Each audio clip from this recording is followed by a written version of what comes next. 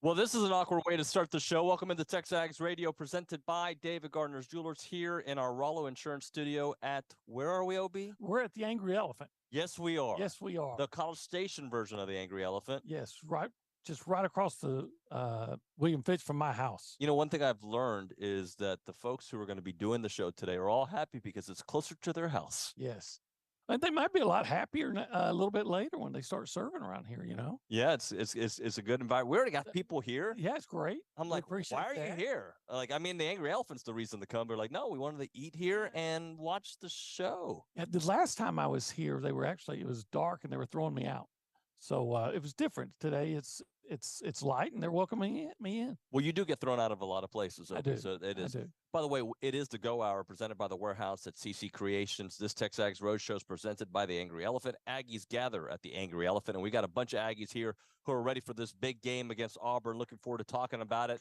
You hear the studio applause? I like it. It's been so long since I've had studio applause. I know, it's nice. We got people from Temple. We got people from San Antonio. Helotes, to be who came to see us, not his son who's at school here or the game, to see some us. Others that I don't know where they're from, but they're here. So, well, hopefully a lot more of you will come out and hang out. Come join us. Let me tell everybody what's on the agenda for today, because we're going to have some people here on the program.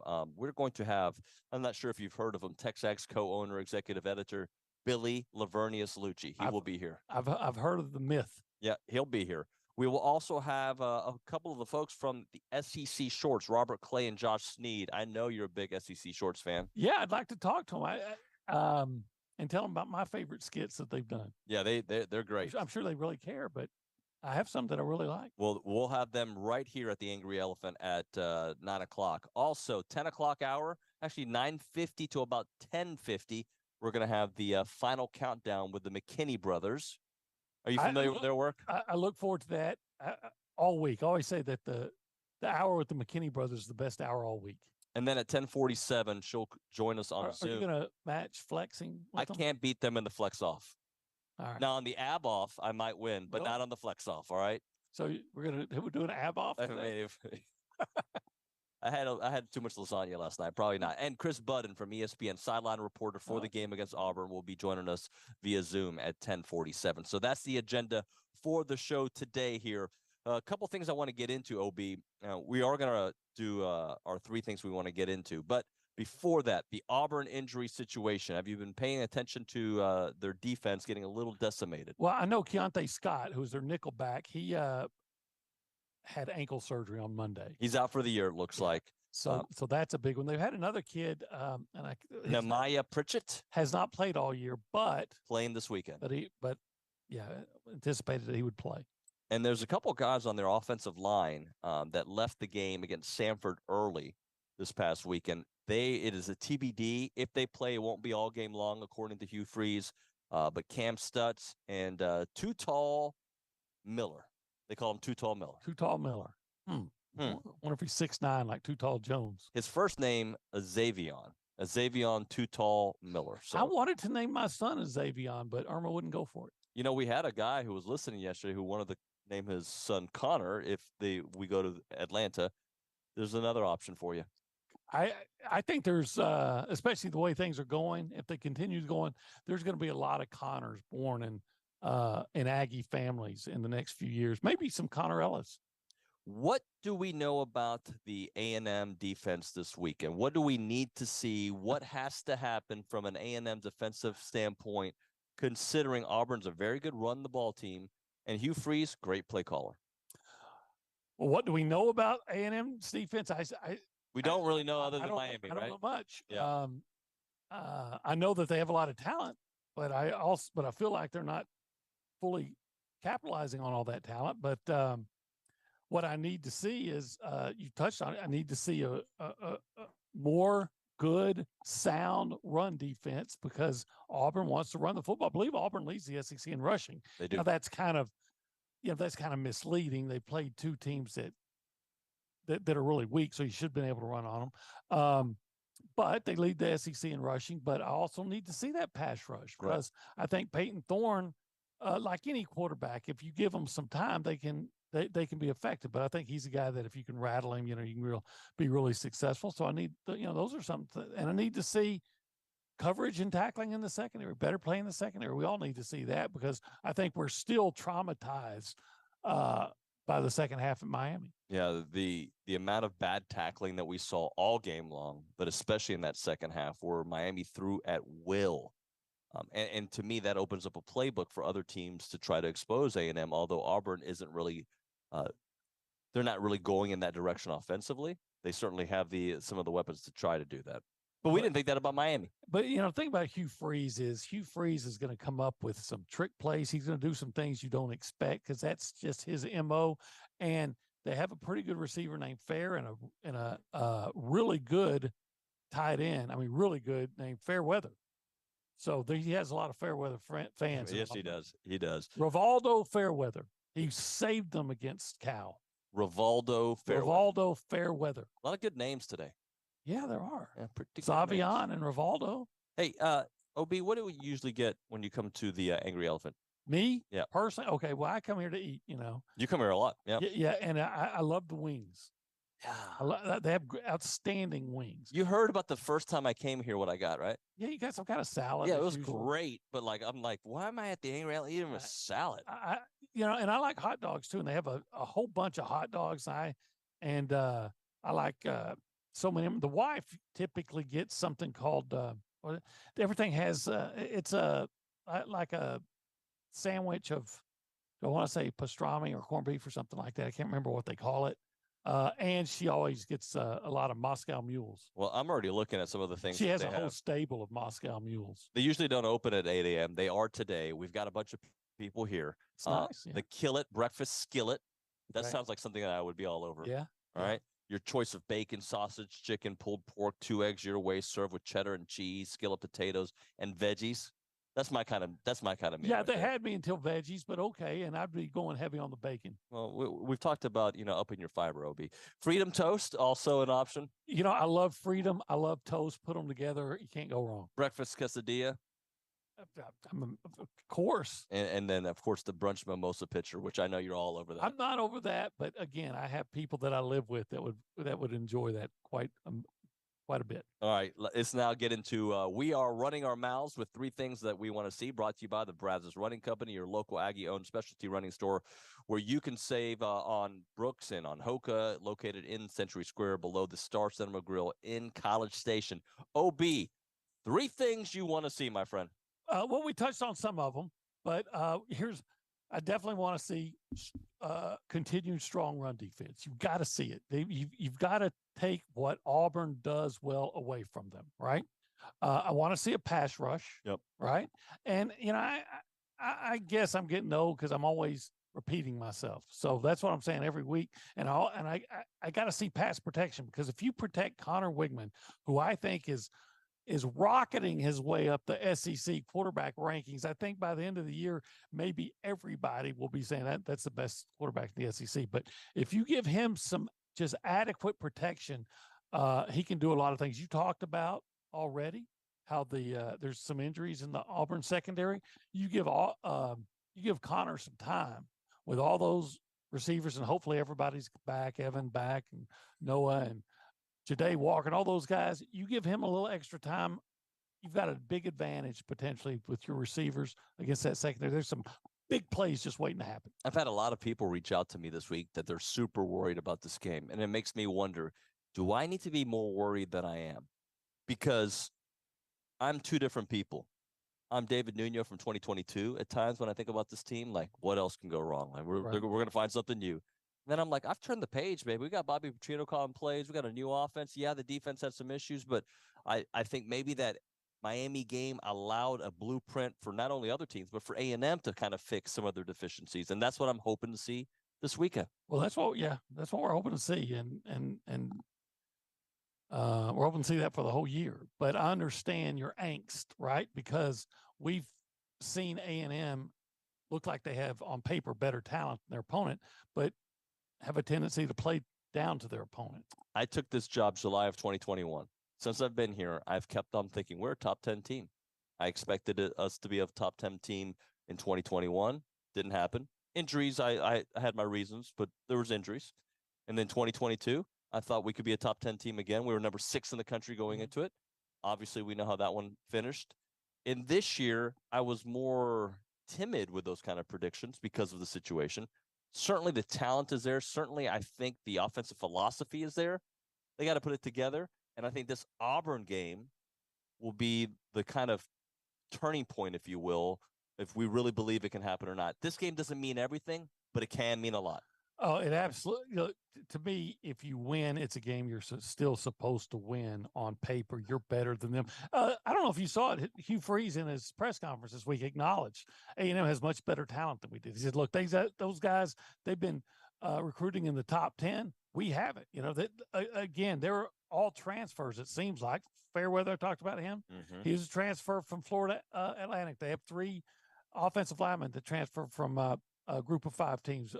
Peyton Thorne, their quarterback, transferred from Michigan State. They got a defensive player who transferred from Appalachian State. Not that we need to remember that. So on paper, yes, A&M has much more talent, but you worry about, at least I do, about a good offensive coach like Hugh Freeze going against DJ Durkin, who, for whatever reason, has not yet got the most out of that A&M defense, I believe. Yeah, no doubt about it. If you want to be part of the conversation this morning, you can do it multiple ways. You can come out to the Angry Elephant. We'll talk to you during the breaks. Well, Obi will ignore one of you, but the rest of you, he'll talk. No, I'm kidding. Obi's a man of the people. 979-693-1150 is the text line, which you can text and get into the show as well. I'm going to give you my 3 things, Obi. All right? Number one, can we get a freaking pass rush? I mean, like, for real, like a pass rush. Somebody besides Shamar Turner. Yeah. Here's what I want. It's not even about the sacks, okay? Because we already went through Georgia doesn't have that many sacks. We've already gone through LSU, Alabama, that they don't have that many sacks. So A&M has more than them. Auburn's got more than A&M, and they're having problems. I want a pass rush to where Peyton Thorne has to move, has and scramble, not because it's a design run. I want him to feel the pressure that Connor faced all game long against Miami. He was under duress. He didn't get sacked, but he was under duress the entire game. I want that kind of pass rush. Yeah, I want some sacks, but I also want to feel like, okay, we're living in their backfield, especially if a couple of their offensive linemen are dinged up and they have to use some freshmen out there. Make them go through the struggles A&M had to go through last year. Absolutely. You know, you don't have to get the sack. A lot of times the sack is not the best outcome because you can force a turnover when there's pressure. I also want to see an impressive running game. It doesn't have to be A-Chain-esque. I just want something where when we leave the game, we're like, hey, our running game's pretty good. We felt a little better after ULM, considering the competition. I don't know how much better, but it was a much better second, third, and fourth quarter of running. I want a full game of like, we don't have to worry about running anymore. Okay, they've answered some questions. I feel good. Like if you need 3 yards, you know you're going to get 3 yards. And I tell you, I like all of A&M's running backs. I really do. And I saw Le'Veon Moss running really hard when he got the opportunity. But I still say I got to see more of Reuben Owens. I know it's just been flashes, but he has shown that big play potential and flashes. See more of him. I think you can see more big plays. Yeah. And then the third thing I want to see, and it's more because I just want to check it off the list. I want to see a Moose highlight. Yeah. You know, that's one of those like, there he is. That's my guy. I want to see that. You know, there's a lot of things we have to see, but I wanted to choose like at least a little bit of a different one. We have to see good blocking. We have to see good quarterback play, no turnovers, the obvious ones. But I wanted to choose something, and I think that is something just to remind the folks. There's another option. You think All-Day Walker's out there. You think about Aniyah Smith. You think about Evan Stewart. You think about Noah Thomas. This guy last year helped carry us offensively, and I want to see that. I want to see those one-handed catches and that tough. You know, he's not just a good receiver, but he's a tough receiver. And, you know, there's been some plays where maybe the receivers didn't make it the yards after catch they could have. Yep. You get the ball in the Moose hands, he's going downfield, and he's not afraid of any kind of contact. He's going to initiate some. So, yeah, I'm with you. I'd like to see much more Moose. Yeah, absolutely, much more Moose. Let's check in with the people. Hannah Harrison's at the Angry Elephant News and Social Center. Hannah, good morning. How are you? Good morning, guys. It's weird that y'all aren't here. It's very lonely. It's quiet and it's lonely, and I bet it's a lot of fun there, but we're doing good. How are y'all doing? We're doing all right. It feels so weird because I'm used to seeing you or right? somebody in the video, and I see nothing. You're just in my headset. And I think the folks here at the Angry Elephant, like, where's this voice coming from? Who knows? You are at the Angry Elephant News and Social Center. Get us caught up on some scores out there, because I know Aggie soccer had a thrilling win last night. Aggie soccer won against Mississippi State. They won 1-0 in Starksville, and they are going to play number 11 Arkansas on Sunday at home. So right now in SEC play, they've won one. They're in a tie for one. And then as well as volleyball, also taking a game off of Mississippi State in SEC play. They won 3-0, and it was packed in Reed. It was so much fun, as well as they play number 16 Arkansas on Sunday. So we're really rolling with it right now. We're very excited to see it all happening. Yeah, it's I guess we got a pretty good coach there for volleyball. I like big him. fan, yeah. He's a funny guy. And you know, And a Coach good volleyball coach too. Coach G is my guy too, as well. Any text messages you want to get into, Hannah? Well, I mean, we have a lot of people saying that the setup looks great behind y'all. We have a lot of people saying that their concern is on just QB throwing and on Connor. Are we feeling like Connor's going to have a good throwing game this game, or are we thinking more of passing? How are y'all feeling on that? I believe he's going to pass well and throw well, OB.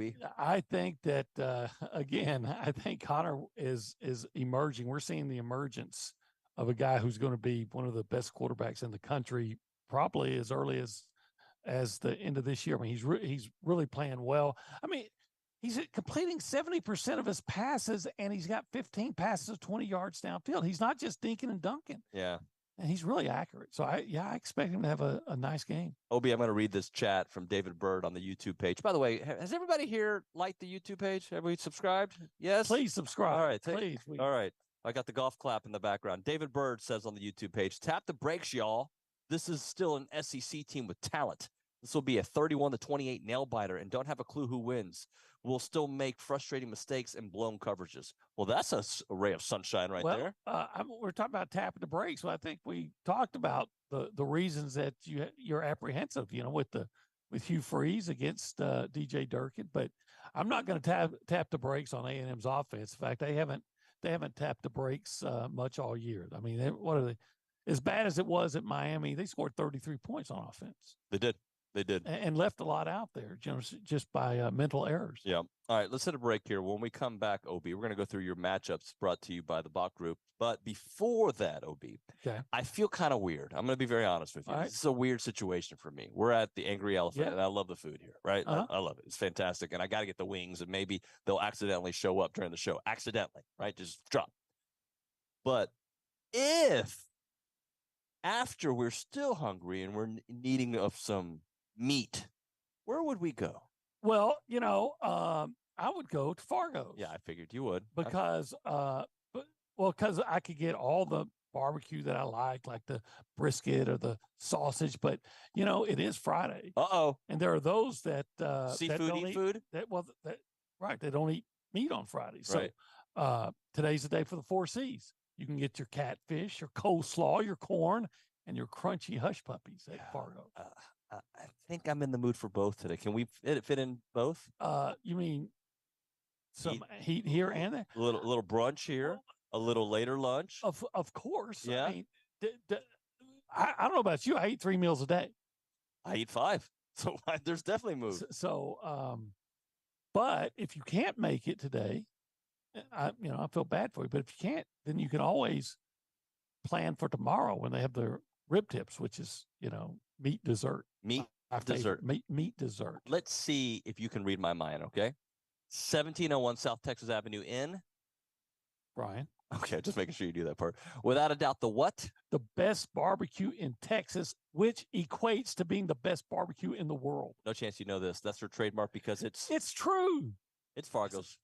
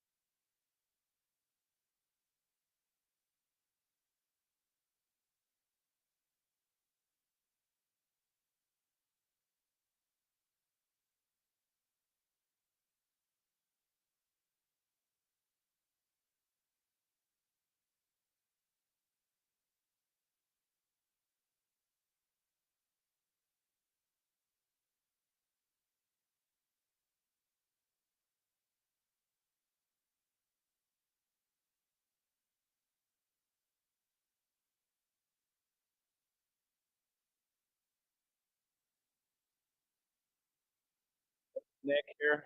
Trying to talk to Finley over there, and Nick is like, "We got to get back on the radio." Like, let me talk to the people, Obi. Nick is a taskmaster. He's a savage.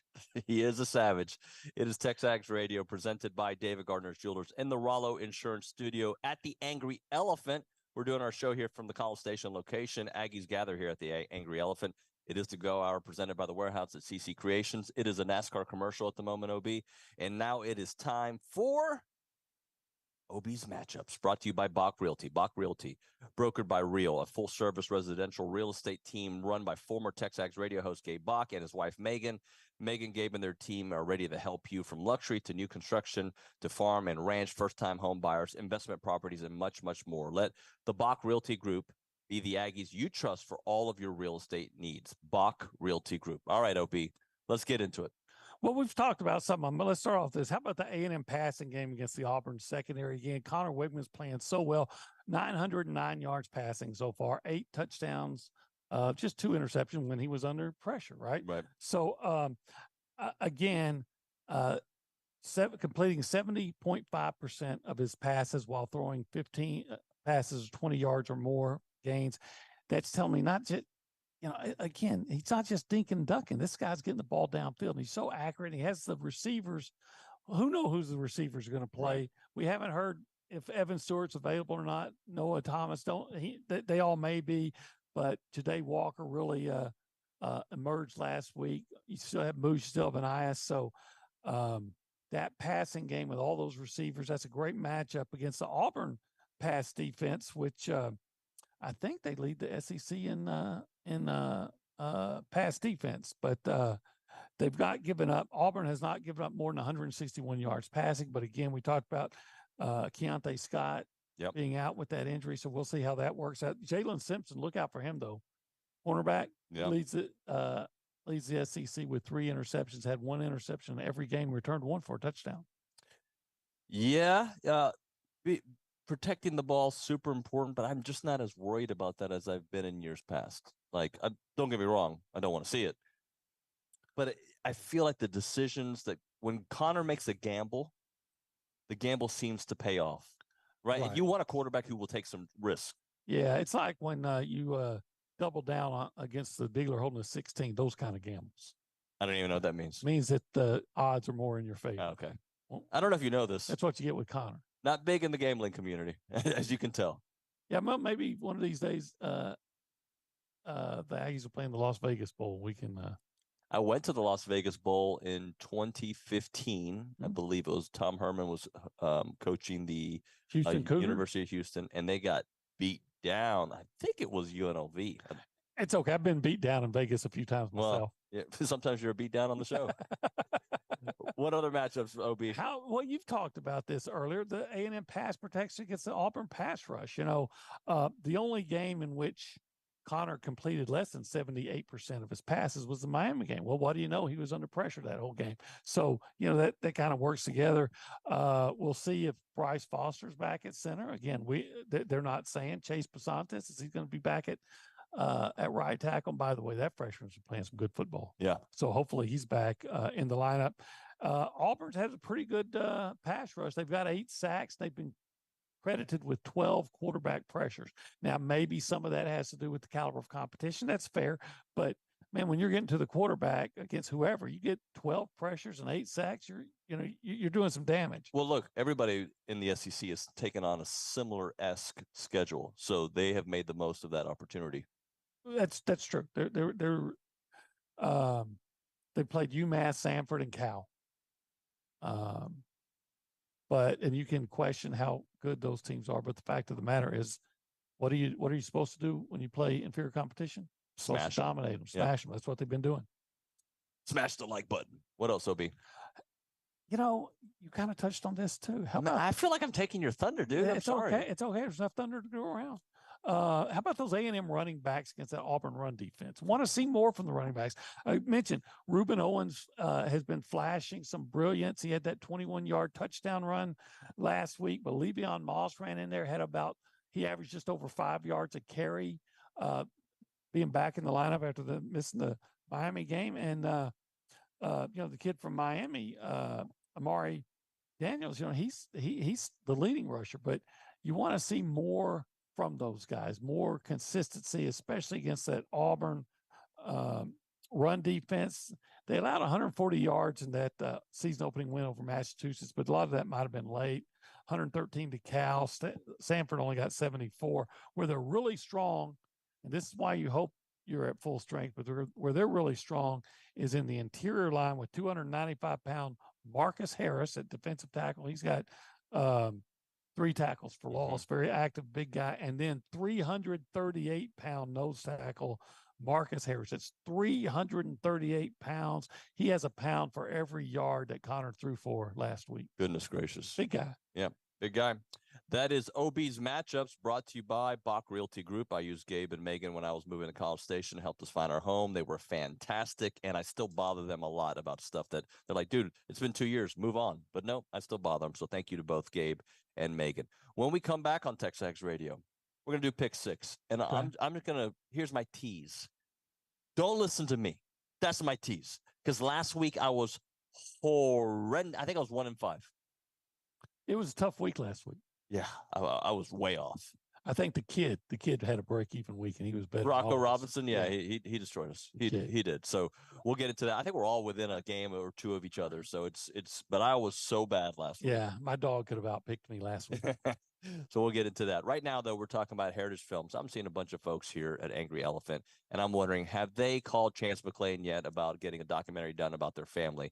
Do not waste time on this, guys. It's something that I did with my dad, about a year ago. One of the best decisions we've made. So we do this documentary about my pops, and it's a 2-hour movie that Chance did, and it feels like you're watching a Hollywood movie. It's that kind of quality thing that he does. And the best part of it is watching it with my kids, and then in a couple years, or hopefully not a couple years, hopefully like 20 years, they'll watch it with their kids, right? And it's just continuing the family name and story. He can do stories on your family business, your family ranch, your mom, your dad, your boss, people, just normal Joes getting stories done about their family, which is very important. They also do the Year Flicks, which is a different kind of product that they offer. It's more for the kids. It's a 20-minute video, right? We talked to Finley earlier. He could be a great candidate for a Year Flicks. It talks about what things he's into, Q&A, green screen in the background, and it just shows a benchmark, right? Where they are now and where they're going to be in a couple of years, and you kind of compare the videos. It's like a Facebook memory, but like on steroids, and I mean that in the most positive way. It is Heritage Films. Check out the website, yourheritagefilm.com, 713-893-8341, 713-893-8341.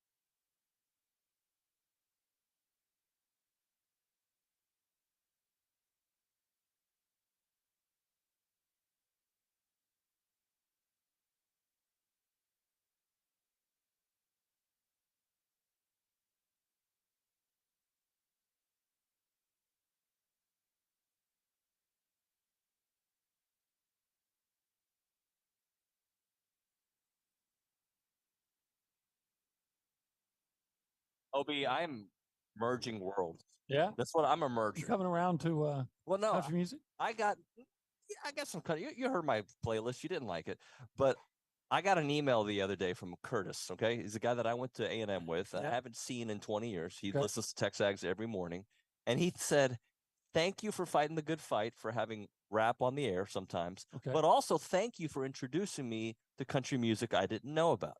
So see, I'm a merger. That's great. I don't know if that's the right grammar. I'm just kind of stunned that maybe somebody didn't know about George Strait. Jorge Estret. Yeah, I mean, Wh- how do you live in Texas? don't and, think and he- not know George Strait. I don't think he didn't not know him. I don't think he just he had just- him on his. It's like for me to say, how do you not know Tupac's greatest hits? because he's not from Texas.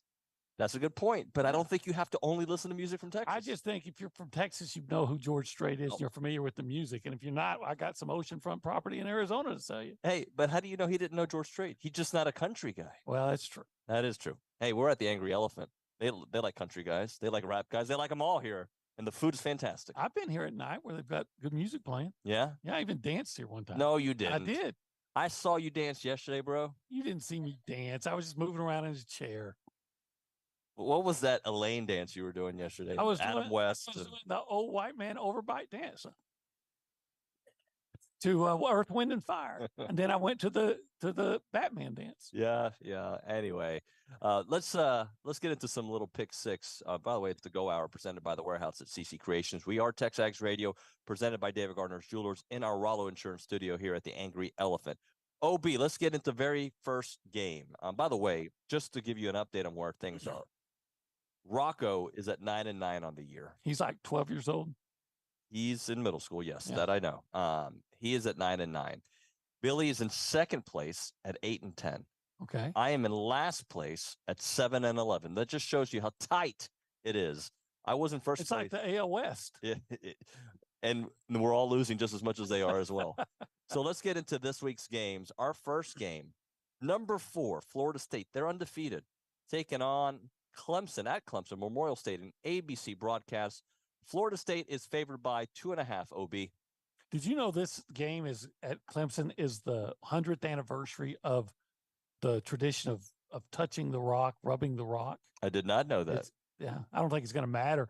I have to go by what I've seen with them playing. I know Florida State did not play well last week at all against Boston College and almost lost 1-2. But I think they're probably playing Boston College and thinking Clemson. So I think Florida State wins by a field goal, even at Death Valley.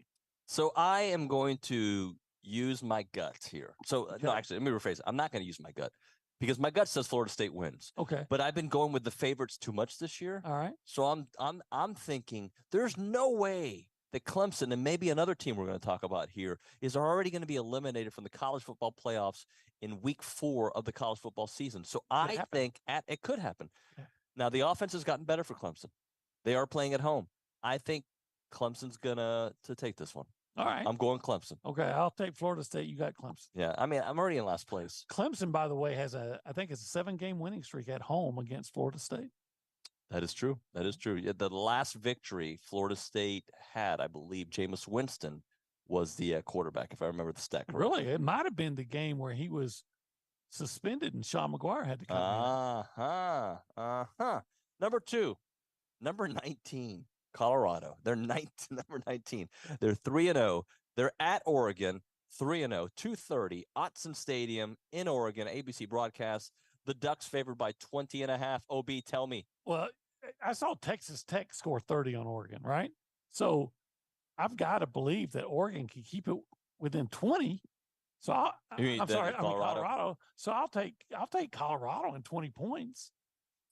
I'm going to take Oregon, and I'm going to Okay. explain why. I think Marcus Mariota is going to have a field day on a very bad Colorado defense. Who's going to?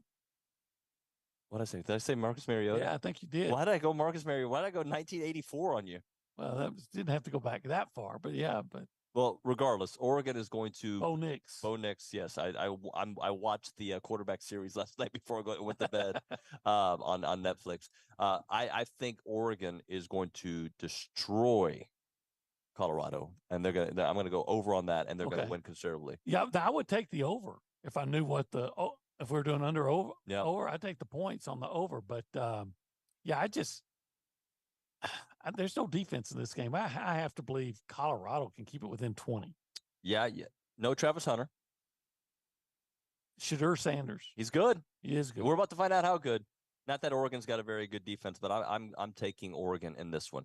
Here's another one, and again, I'm going to go with my gut, or I'm not going to go with my gut. I don't even know what I'm going to go with. Number 15, Ole Miss, 3-0. At number 13, Alabama, 2-1, 2:30, Bryant Denny Stadium. Lane Kiffin's kind of been trolling Alabama this week. That's what he does.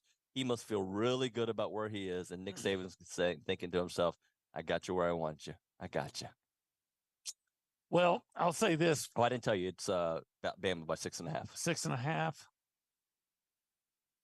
Last week I said everything about taking Florida over Tennessee, and then I weaseled out because I was too chicken to go against what you're supposed to do. Right. And so this week I'm going to do the same thing. I'm going to take Alabama because they figured out who their quarterback is. So I think they win and probably by a touchdown. So there's been a couple different reports or rumors, if you will, that the reason Jalen Milroe was not the quarterback last week is because he got in the doghouse with Nick Saban.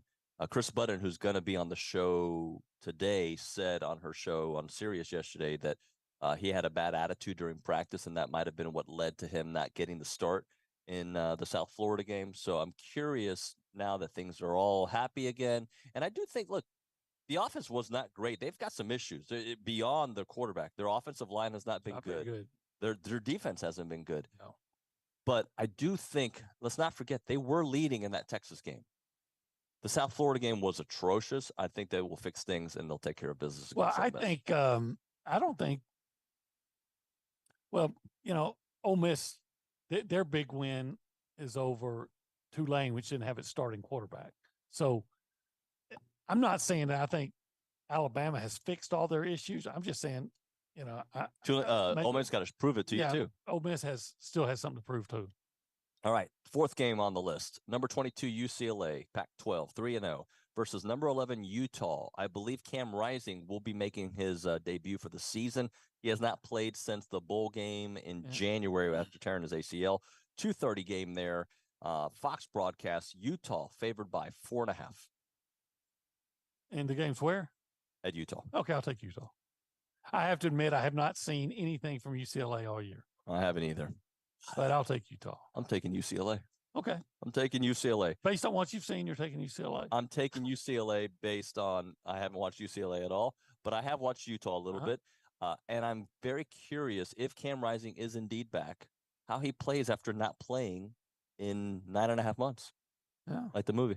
I like that backup quarterback, though. He did all right. Now I'm talking about the backup to the backup. The backup to the backup. The freshman from California that can really run.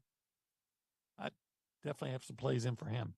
Number 5, number 6, Ohio State, 3-0, 1-0 in the Big Ten versus number 9, Notre Dame, 6:30 game, Notre Dame Stadium on NBC. Ohio State favored by 3.5. OB. Well, I have in-laws that went to Notre Dame. So therefore, just based on that, I'm taking Ohio State. You believe in Kyle McCord? Or you just believe in the program, their wide receivers, they're at home? Well, they do have good wide receivers. They're going to be able to get on the ball. And I don't know what I think of Notre Dame yet. Their best opponent so far is NC State, and it was actually a game for a while. I'll take Ohio State. I'm taking Notre Dame. Okay. I'm either going to be in last place forever or me, or I'm going to jump up the boards. I'm taking Notre Dame. I love Sam Hartman. I am not impressed with what I've seen and limited. What I've seen has been very limited with Kyle McCord. I think Notre Dame's got him this year. The 6th game on our schedule, Auburn. Are you familiar with them? Yes. All right, they're 3-0. They're at Texas A&M. Familiar with them? Very much so. They're 2-1 at Kyle Field. 11 a.m. broadcast. Paul Feinbaum doesn't expect much of a atmosphere at this game. He did say it's great at night, but 11 o'clock game, hot. People are really going to get up for it. That's other SEC games also at 11 o'clock don't do the justice. And then the guy he was on, was an Auburn guy. I didn't know who he was. He was like, yeah, the one time I was there, I was not very impressed. It was an Auburn win. Okay, whatever. Kyle Field's always impressive to me. It'll be packed, especially the way Connor's playing. Ob, what do you think about the spread of 7.5? Aggies roll. Yeah. I really believe that. I'm not just saying that because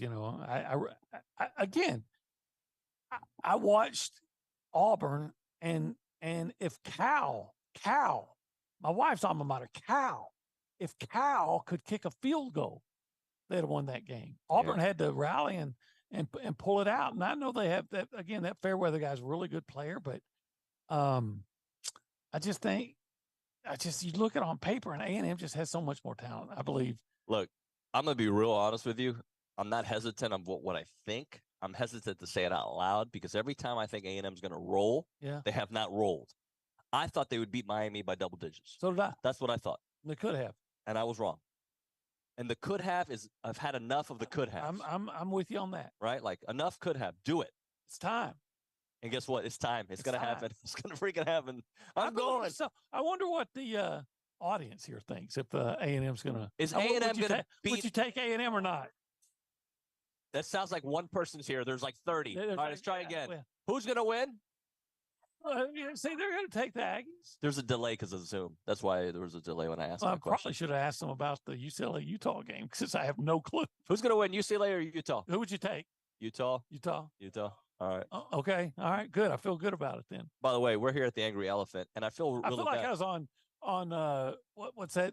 The Price is Right, saying, okay, asking the audience, what should I do? Well, I feel bad because we have a light that's pointing at us. So I'm looking at people that I know, and I can barely tell. And then Obi's like, is that Steve Nagley? I was like, I think it is. I think it is. I can't see. And then, yeah. So anyway, all right, let's hit a break. I thought one guy was Liucci and it wasn't. Yeah. A guy with red hair. You thought it was Liucci. That was great. I'm amazed that you can tell it's red hair. Well, 2015 vision, buddy. 2015. I was just told that the other day. Okay. I still need glasses though. Just coming. I hope that's not the score tomorrow. Well, and it better not be the score. You know what though? I'll gladly take an L here if A&M wins by 1 point if it guarantees a victory. I'll take 2015 if it's A&M victory. But OB, that shirt fits you all right, but I have an idea for you. Think I should look elsewhere? Well, I mean, yes. Like, first off, do you like the United States? I do. I love the Okay, so we're an Angry Elephant. You better love the U.S. when you come here, right? Heck yeah. All right. Well, then go to the Charge Apparel because they are not only Aggie owned, they're also here for the military. That's what they do, guys. They're purpose-driven apparel brand, and they're veteran-owned and operated, donating 12% of their total sales to organizations that support U.S. veterans and mental health initiatives, guys. They do their stuff right here in the United States because they believe in the U.S. economy and domestic jobs. Aggie owned and operated, as I mentioned to you, class of 2014. You've got a couple really cool dudes out there. Tucker, member of E2, Travis, Squadron 2, and after graduating from A&M, Tucker went to the U.S. Army. Travis commissioned to the Air Force. After they separated from the military, they formed the Charge Apparel. 12% of those total sales, not just profits, donated to veteran nonprofit partners with a focus on mental health initiatives. An ode to the 12th man. They stand in support of their servicemen and women by donating those 12%. And remember, the clothes are awesome. They are just, they're done the right way, slightly tailored fit through the chest and the arms, designed to make you look and feel your absolute best. Check out the website, thechargeapparel.com. Find them on Instagram, The Charge Apparel, or on Twitter, The Charge Brand.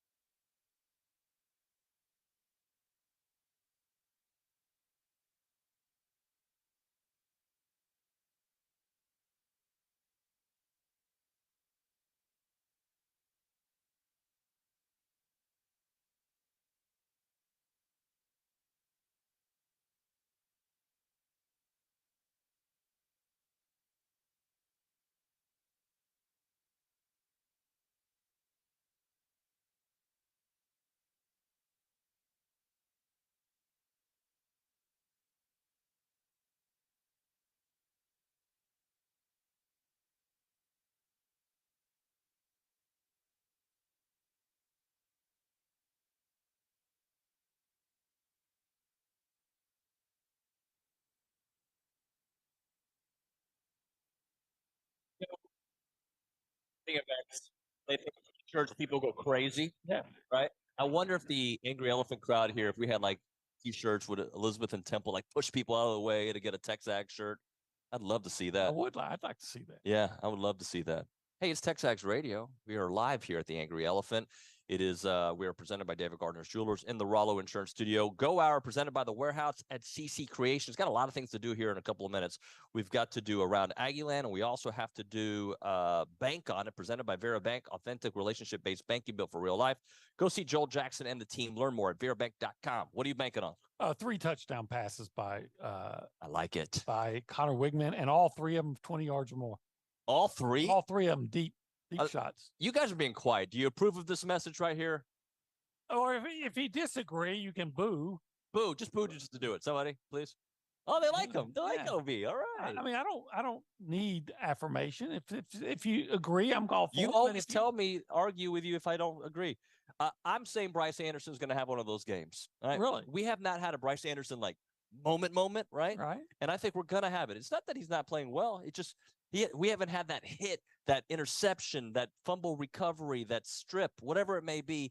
That is happening this game. I'm banking on a Bryce Anderson moment. It's due. I wonder if they're going to put him on that tight end. I wouldn't be surprised. Do we approve of this message? Not as much as yours. Yeah. They like your 20-yard passes a little bit more. I like 20-yard passes. I did for touchdowns. Yeah, all day, just like All Day Walker. Now it's time for Around Aggieland, presented by Normandy State Bank. Normandy State Bank, rock solid banking. The website normandystatebank.com. Kay Nagley. Hey, Kay. Hey, will y'all say hi to my dad and brother for me over there? So that's your brother. That's your brother. That is my brother. Yeah. I was like, all right. Hi, Steve. Hi, brother. Yeah.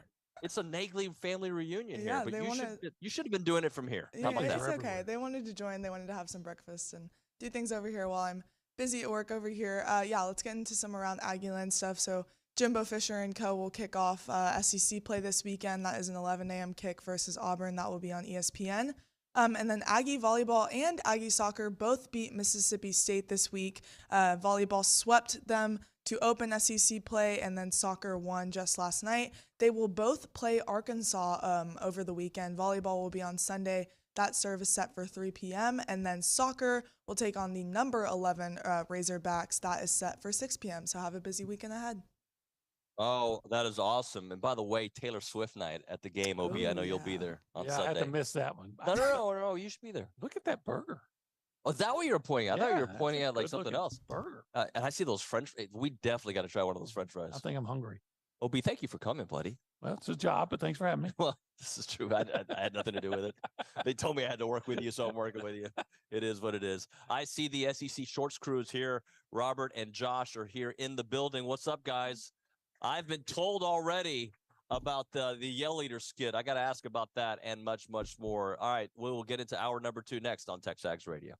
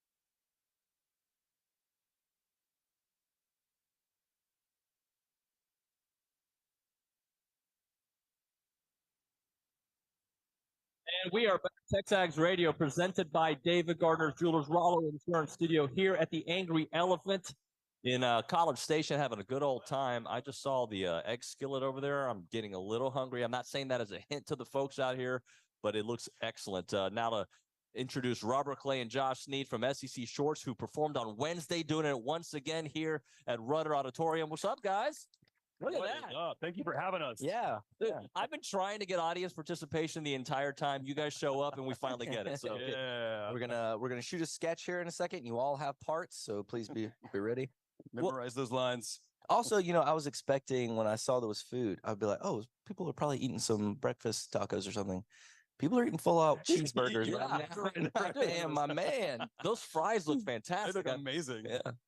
So when did you guys get here? Tuesday? Tuesday night, because there were some interesting flight situations. Yeah, but- Southwest didn't treat us too great, so we got here about 9 o'clock. So Okay. then we've been going nonstop ever since. Yeah. It's been great. Yeah. And so tell me a little bit about just how the idea to come to College Station came. I know you guys have done several other sites, right? Georgia, you did Athens. Where else have you been? So normally we've been to we did Georgia twice, and we've done an Iron Bowl Auburn Alabama show, and then we've done some smaller corporate only shows. This is probably our first one we've traveled far away for. Like we had to get on a plane for.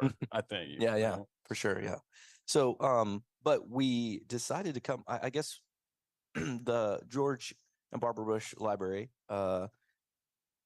contacted us about maybe doing a show, seeing if we were interested, and we kind of went back and forth a few times, and then they finally decided to bring us out. They're opening a new football exhibit on the history of Aggie football, so they're kind of celebrating that this week. So We've got to see a little bit of it, and Yeah. it's really Is cool. it It's good? definitely Oh, worth yeah, I definitely think- worth going to check out. It's yeah. it's going to be really cool.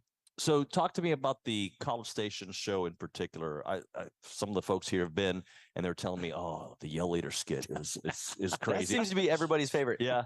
So his overalls for that are perfect. Okay. Hannah's mom, or the Hannah Plays Hope, her mom helped us out with some of the costumes and stuff. And for his overalls for that, she nailed it. I saw a picture of the front. The front of the overalls look pretty simple. It's just their name and their tradition on the front. I'm like, this is easy. And then I saw a picture of the back of them. I'm like, oh, there's so much stuff back there. So we tried to get them pretty accurate, and had a little fun with them. We have met all the Yell Leaders while we've been here. Oh yeah. And they are so cool, and they've been so friendly. And so And may they've try to heard there's a come to Yell Leader sketch that. too. There's a Yell They were Leaders. like, it's so all which love. one of you guys is It's all making fun love. of the Yell Leaders? We're like, it's that guy It's like, right there. Yeah. So I think they A bunch of ripped dudes in know. dairy outfits. the most young, popular guys on campus. They're doing all right. Billy, thanks for coming. Actually went to the office. Hi, Billy. I sent you a text.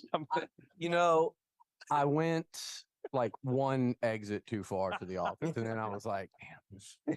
If I was a Yell Leader, I'd probably have to do some push-ups There right you now. go. Yeah. That's why they're all fit like that. Yeah. It's all them. So dang the ones who push-ups. mess up the most has to do the most push-ups, because there was one dude who was a little more ripped than everybody. Like, you're obviously the problem. child." Not a good sign. Yeah. Okay. So which fan base, like, how do they react? The like an A&M fan base, which I think sometimes we can be a little sensitive. How do we react? No. We've been good. Yeah, so you guys in Tennessee, you're both very passionate about your teams, but you also have a good sense of humor when you can take a joke when you've lost. So there are other teams out there, Auburn, Alabama, Florida, Really? that when you make fun of their teams, they're like, we're not having it. See, I was going to ask you about that, because I'm fascinated by the dynamic, because we see it on our site. They just wait and anticipate y'all's drop every week, even when we lose. So I've dealt with the psyche, as everyone in here, of the Aggie fan base for so long. Y'all are the only ones that can really make fun Right. where Aggies and they enjoy If it, we and they do have it. a great sense of humor about it. Mhm. But it's always fascinated me, because they literally sit there and wait until it drops after a loss, and they're like, we can't wait to see what they do. And I'm like, what? I've never seen this. I would have thought we'd be the worst, but it doesn't Yeah. surprise me you say that, because So I've noticed. Since we've been here this week, we've met a ton of people, and I hear that a lot. They're like, even when we lose, I can't wait to see what y'all do. Yeah. And yeah, I had no idea that we were the only people that were okay with Y'all that. are above it. We're grateful for it though, because everyone's been We have way more fun in like a 2020 year like y'all do though. It's way more fun to do that than it's like, when it's a subpar year like last year. A little bit, but we have more fun getting to celebrate than poking fun. But Yeah. it's hopefully it's all done in a good fun spirit. Yeah. If you can remind our audience how it all kind of came together, and then wasn't it Paul Feinbaum who kind of like took you under his wing, right? Paul is the reason we exist. Yeah. Which is weird to say, but yeah, he's still a good friend of ours. But yeah, he's the SEC Network launched in 2014, and his show, as you guys know, when you're doing your radio show and you're simulcasting, they're on for like 5 hours a day, so and with the video part of it, he wanted to show some unique content. So he put out the call for, hey, if anybody wants to shoot in some videos of you guys just talking about how you feel.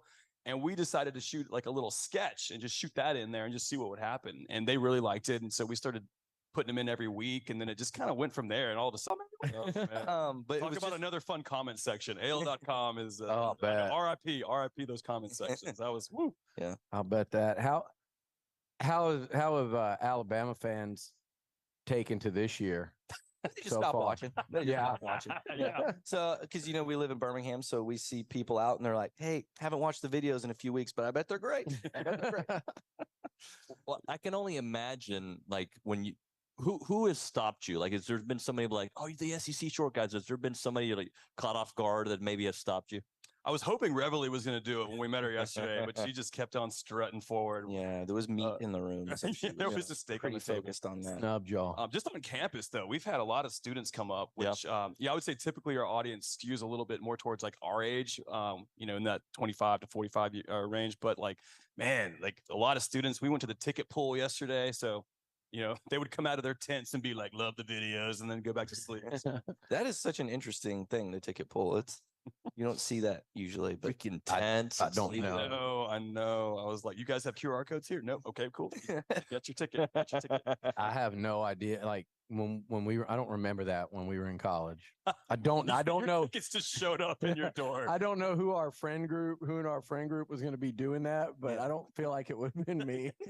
It wasn't You me. would have been you. You're not a line person. Okay. If I gotta wait in a line, I'm not going in. I don't need the VIP room. I'm good. If y'all want a good laugh, that you go look up, and when it comes to the ticket pool, Google list eater Texas A&M at some point. If you're not familiar with that story, yeah, I'm gonna do that. that was we've done a that's lot of research incredible. on Texas A&M, and if neither one of us has seen it, then look. I promise, look that one up. You guys will get a hell of a laugh. You asked them. We were in Birmingham. Tuscaloosa last year before the game, and we were at.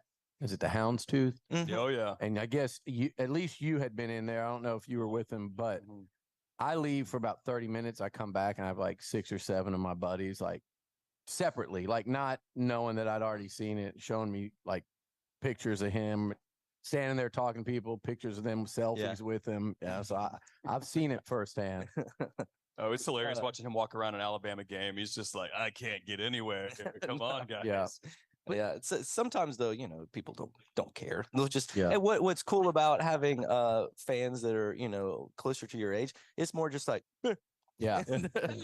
yeah. The worst part is someone will be who loves the videos will be with someone and they'll be like, you've probably seen all of their videos. And they just like, I want to be polite, but I don't know who you are. And then they're like, I'm going to show you one right now. And we're all going to watch it together. You have to watch your It's work. like, I'm gonna It'll be a husband and wife situation where the husband has seen every video and the wife has no clue who we are, but he's like, I've shown you these videos every week for 4 years. She's like, no, Yeah. nothing, got nothing. And we just stand there like, ugh. Am I right? You were a fan of both teams when you were younger. Am I right? Well, so I moved to Alabama from Texas. I lived in Houston, and Big it was Oilers the fan 90 right there.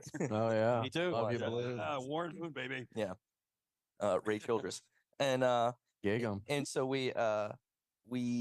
so we moved to Alabama, and I was 12, and so once we moved there, family from different sides, Auburn and Alabama were just giving me clothes, and so I was wearing both shirts to school. And my basketball coach one day like pulled me aside and was like, "You got to stop doing this. You got to pick one team and go with it because you can't." Yesterday you were wearing an Alabama shirt, and I was like, "No, free shirts." And so Alabama won the championship that year. So in true Alabama fan fashion, I am now I an picked official fan for Alabama life. and just ran with it. I so. did. I was from New York. I did that with the Yankees and Mets. I flipped to the Mets during the Dwight Gooden, Daryl Strawberry days. That was a good year My to do it, though. Yeah, my uncle pulled me out, converted me, and then I went back to the Yankees for like when it was them in Oh, they Alabama. got Aaron Judge now. You got to go back to the Yankees for a while. Well, and now he's an Astros fan. Good. Yeah, He's back home. Yes, That's what I'm from kills me. Houston. Come on. That's what kills me. I could have told you the amount of at bats Gerald Young had. Gerald Young, when a wow. certain year when I was a kid, and they never won anything, and now they win World Series. Now that I've moved away, it's Yeah, my dad will call me every year like, "Did you see it happened again?" you were there for the Lastros. yeah. Oh, the uniforms with the orange Is and brown on that them. that turf, the concrete turf? I think if Oh. they had grass, they would have been champs. What's the deal with the Astrodome now? What's going on with it? It's still there. It's there. Yeah. They Just an literally Just do like nothing. dirt bike races and Nothing. stuff. Nothing. It's like Just the building. It looks like I've seen videos of it. It looks like a museum from like. It looks like you're going to the Colosseum in Oh, Rome, wow. but much uglier. It's more like in one of those old abandoned malls. Have you seen those Oh, videos? yeah. Really Oh, weird. yeah. That's what the Astrodome is like. Did you guys ever go to the Mickey Thompson Off-Road Championship there? I did did. not. You I did? passed. And the Mid-South Coliseum for no, the Sam Houston Coliseum for Mid-South Wrestling. That was another one. Ooh. That was in the 80s. Go ahead. I was just gonna ask about like when you're watching games, are you all have like a Google Doc and you're kind of putting your ideas on? That Do you sounds have very organized. We have a napkin and we're writing with a pen on it. Are you separate? Are you together? Or does it kind of depend? It kind of depends a little bit. We try to watch together if there's like a huge game that's like, all right, obviously we need to talk about this one. And then other days, like last week, it felt like, they were there wasn't any real clear, I guess Florida, Tennessee was kind of the big one. Mhm. But yeah, I think we try to really like go through and identify the games that we can watch. And then we'll just kind of try to find a storyline in there. When we were doing the live show prep, that was taking so much time. So when we get back, we're going to try to go back into it hardcore, but we really wanted the live show to be really strong. So we took a little bit of a break, I guess, from diving deep into the videos. Yeah. What's the reception been to the live show? They've all been great so Yeah. far. And we don't Such a cool idea. So, we research for and write for months, and then we rehearse for a month. But it's all just with ourselves. Like we rehearse in an empty office building. So we don't know it's funny until like Wednesday night when we put it on stage. Oh, man. So the guys at the Rudder Theater, like, the grips and the sound guys and stuff, after our first run through, we were like, is it funny? Because we had no idea. We were doing the first run through on Wednesday morning, and there was one guy in the theater, and you would tell a joke and you would just hear, like, yes, it worked. Yes, we might have something here. We got one. I read also that like when you guys are shooting, it's all business. Like there's no fun and games, right? No, right? everybody thinks like, oh my God, these shoots must be so fun. Like, no, they're No. like, because it's so fast. You have to like, if someone's bobbling their lines and like giggling, it's like you need to get it together because I'm going to be up till 4 a.m. editing this thing the longer you wait. So we still have fun. If we have fun, we have new people on. Mhm. If it's just like us, we have such a shorthand. It's just like, Josh, don't do that. Okay, cool. Yeah. It's down to business. You just got to get it done. Mhm. And what about wardrobe? Do you guys like buy stuff years in advance and have a closet for it? Like how do you? You should see our A&M stash now. A Like, lot of casts and neck braces. Oh, I'm sure. We have a tub. We have an injury tub. we have an injury tub. Yeah. And it grows, every year. Our neck brace has gotten so much work though. It has just like dirty old makeup on it now. We're like, we probably should get a new one, but we got so much Aggie gear while we've been here. So we've got the actual jersey, we've got like the new one, we've got like the jackets. It's been fun. So our Aggie look is gonna be on point now. We might.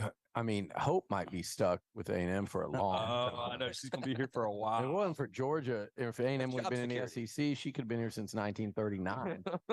It's 84 years. That's what A&M's getting killed. Do you ever see that where the Longhorns really do it, but other LSU will do it a lot? 84 years, so it fit. We finally caught up to that Titanic meme Oh, with the lady. It's been 84 years. We took a tour of that practice facility yesterday. So like, I think y'all might be close. It's pretty I insane. think y'all might be getting there. Isn't that wild? The yeah. facilities. Just imagine being 18 and you walk out of a room and someone's holding a smoothie that was made just for you. I can't. It has like your name on it, and then they give you your diet pills that are just like with your name on it. And These are your vitamins. Josh ran a 40-yard dash on the practice field yesterday. It was, Did you? It was. How long did it take you? 3-4 weeks. Whatever. Yeah. I just finished. We had all these student tour guides, and they're just having to watch us 40-year-old men. Like, I'm gonna race you on this field. Like, they're just like, what are we doing here? How about you get all that stuff and you're a coach and you're showing all the recruits all that in 2023, everything y'all just saw, and they go, "What about NIL?" Yeah, that smoothie was really good, but I'm gonna need $20,000 just to show up here. I know. The NIL thing, I still can't wrap my mind around it. Like, I still feel like we're in the wild, wild west of it. I do too. And it's changed. Like, I was telling Josh the other day, like, I went to Auburn, so I used to know all the Auburn players, and now we have a new coach. We had like a huge influx of transfers. I don't know anybody on that team, so I feel like it's hard to keep up with those players, to keep up with the stats. It's just kind of like a revolving door now, I feel like. So in some ways, I think the players definitely needed to be compensated in some way. I think at some point maybe we should. I don't know why I'm talking about it. I think we're on the same. Well, you and I I'm are going on my soapbox here. No, I think you and I are on the same page, and it's crazy when you have a coaching change, especially. It's Yes. I like Auburn. I'm studying up on this game this week, and I'm trying to. And this is why Hugh Freeze worries me, because it's like we know what he can do. They really haven't played anybody. Cal was a tough game, but there's going to be some new tricks and whatever he's got to unveil tomorrow at Kyle Field. He may attempt a forward pass, Billy. You need to be on the lookout for that. I don't know. It might get tricky. I don't know. It's the movable force versus the movable object Yes. here between that and A&M secondary right now. So Everybody keeps asking me, how's Auburn going to do tomorrow? And I literally have no idea, because I'm like, I don't know these players. I don't know what they can do. Like, I didn't know our quarterback could run until last week. So he can, though. They're also not calling me for the scouting report. True. Though. We literally don't know about A&M either. That's the weird part. Like, that's in the SEC West in general. I know that Connor Wigman guy can throw. Yeah, Well, I saw one of your offices overlooks the practice field, so I'm sure you guys get some. How many times, be honest, how many times do you go out there and say, no, listen. First of all, anyone that if you guys see me in a minute, like try to read this or look on my phone, you'll know first of all that my binoculars will have to be that big. So it's not me, but it's funny how many times I've gotten because I'm friends with whoever's in there, but somebody will call me, hey, was there someone up there watching, and I'm like, yeah, we had Hugh Freeze up there and the SEC shorts guys, and we're up there recording practice today to sabotage the whole program. So no, I try to tell people, just try to not be up there during practice so I don't have to, and it's always real nice, but it's like, hey, did you know if somebody was, and I'm like, yeah, we do actually have meetings up there from time to time. Mhm. yeah. But yeah, I'm not seeing a damn thing. I have not done it. I haven't even been tempted. I don't want to get that phone call to the principal's office. Yeah. And have to Oh, explain that. I bet to say someone's going to, like, oh, man. The funny thing is we could, because they ain't moving those fields. They're just going to build like a massive 4-story apartment complex in front of you. Yeah, I know. Hopefully that's what we're building right there one day. Well, gentlemen, thank you so much for coming out. I know tonight's show is going to be great, and I hope at some point you guys make it another trip here to College Station. We can connect again. Thank you so much. It's been That'd be amazing. We love being here. Everyone's been so great. And Reveille was very nice to us. So it was great. That's It's awesome. really cool what y'all do. I think just to bring that, when you definitely want to tune in, like we said earlier, lose and y'all make these fan bases for the most part, maybe not Tennessee but make these fan bases Tennessee is one of the good ones. Yeah, yeah. Florida, whatever you make, outside of them, make everyone just have a great laugh early in the week when they're ready to, just jump off the nearest cliff. So Yeah, that's why we have a job. y'all are doing the Lord's work. Well, thank you so much. Watch this. You'll love this. Everybody, give it up to the SEC Shorts crew. Thanks. Robert guys. Clay and Josh Sneed. Thank you Right. very much. We're live here at the Angry Elephant in College Station. We'll be back with a game analysis next on TexAgs Radio.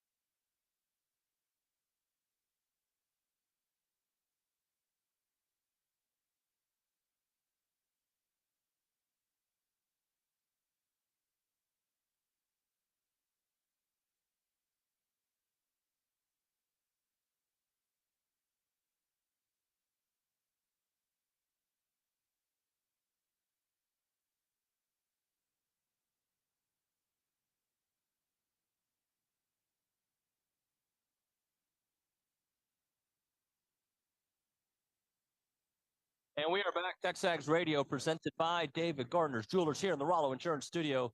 I got some clapping. This is my favorite part of the show when Billy leaves me stranded here. I'm doing solo radio like I'm Colin Cowherd with Hot Sports Takes.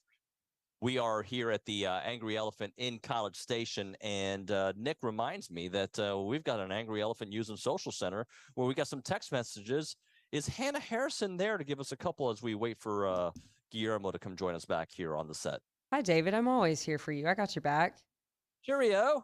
Let's get into some text messages, shall we? Sam75 says, have the SEC short guys ever met the Dude Perfect guys? And personally, I think that would be hilarious. And Dude Perfect is originally they all met at A&M, so I think that would be really cool.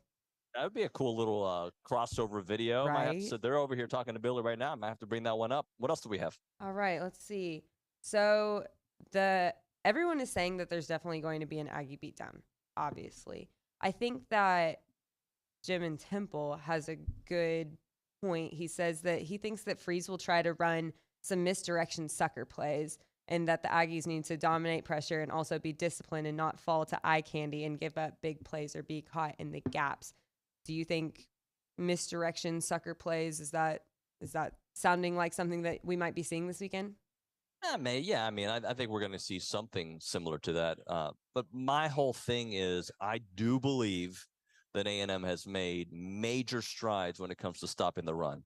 And because of that, my thing is just about tackling. If they tackle well enough, I think we will be pretty well. Billy Liucci joined us back here.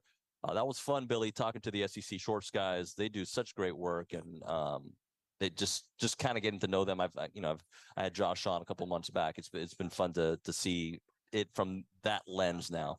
Yeah, it is. And like I said, every single week you love watching them, but you can tell just they have so much so much fun doing what they do. Yeah, that's what, to me, whether it's us or somebody on SEC Network or ESPN, I don't care where I'm watching it.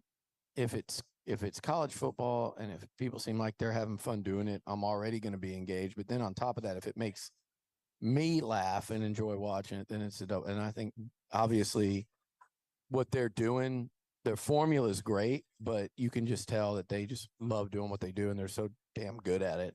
I just don't want folks, and they don't, by the way, I don't want folks to have a vendetta and to come across like they have this, this axe to grind against whatever team. I just want honest assessment. If it's funny, it's funny. If it's hard because it's a hard dose of reality, that's fine too.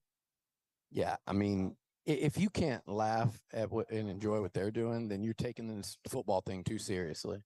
What I meant to ask, and I wish I would have thought of it, I meant to ask, like, what about coaches? Like, I wanted to know how many times coaches have reached out. Yeah. Because surely none have ever reached out in a negative way, but I'd be curious how many times like coaches have told them, hey, love what you guys do. Yeah. Coaches around the SEC, because they've got to have laughs at it too. There's no way they can't. So what is cool too is not only are they here in town this weekend, the SEC Nation crew's here as well. It's like, yeah, it's a good time to be here for the first SEC game. So let's get into the keys to this game, Billy. Any particular keys that you are looking out for? Yeah, I think first and foremost, it's going to be, look, we've talked up this A&M D line, and rightfully so, for a long time with the recruiting. We preached patience last year, and they've been good this year. The one area we always talk about is the pass pressure, but this is an Auburn team that, just like they were saying just now, they're not throwing very much. If you can get out there and shut down that run game, Auburn's going to, and by run game, I mean quarterback run game too.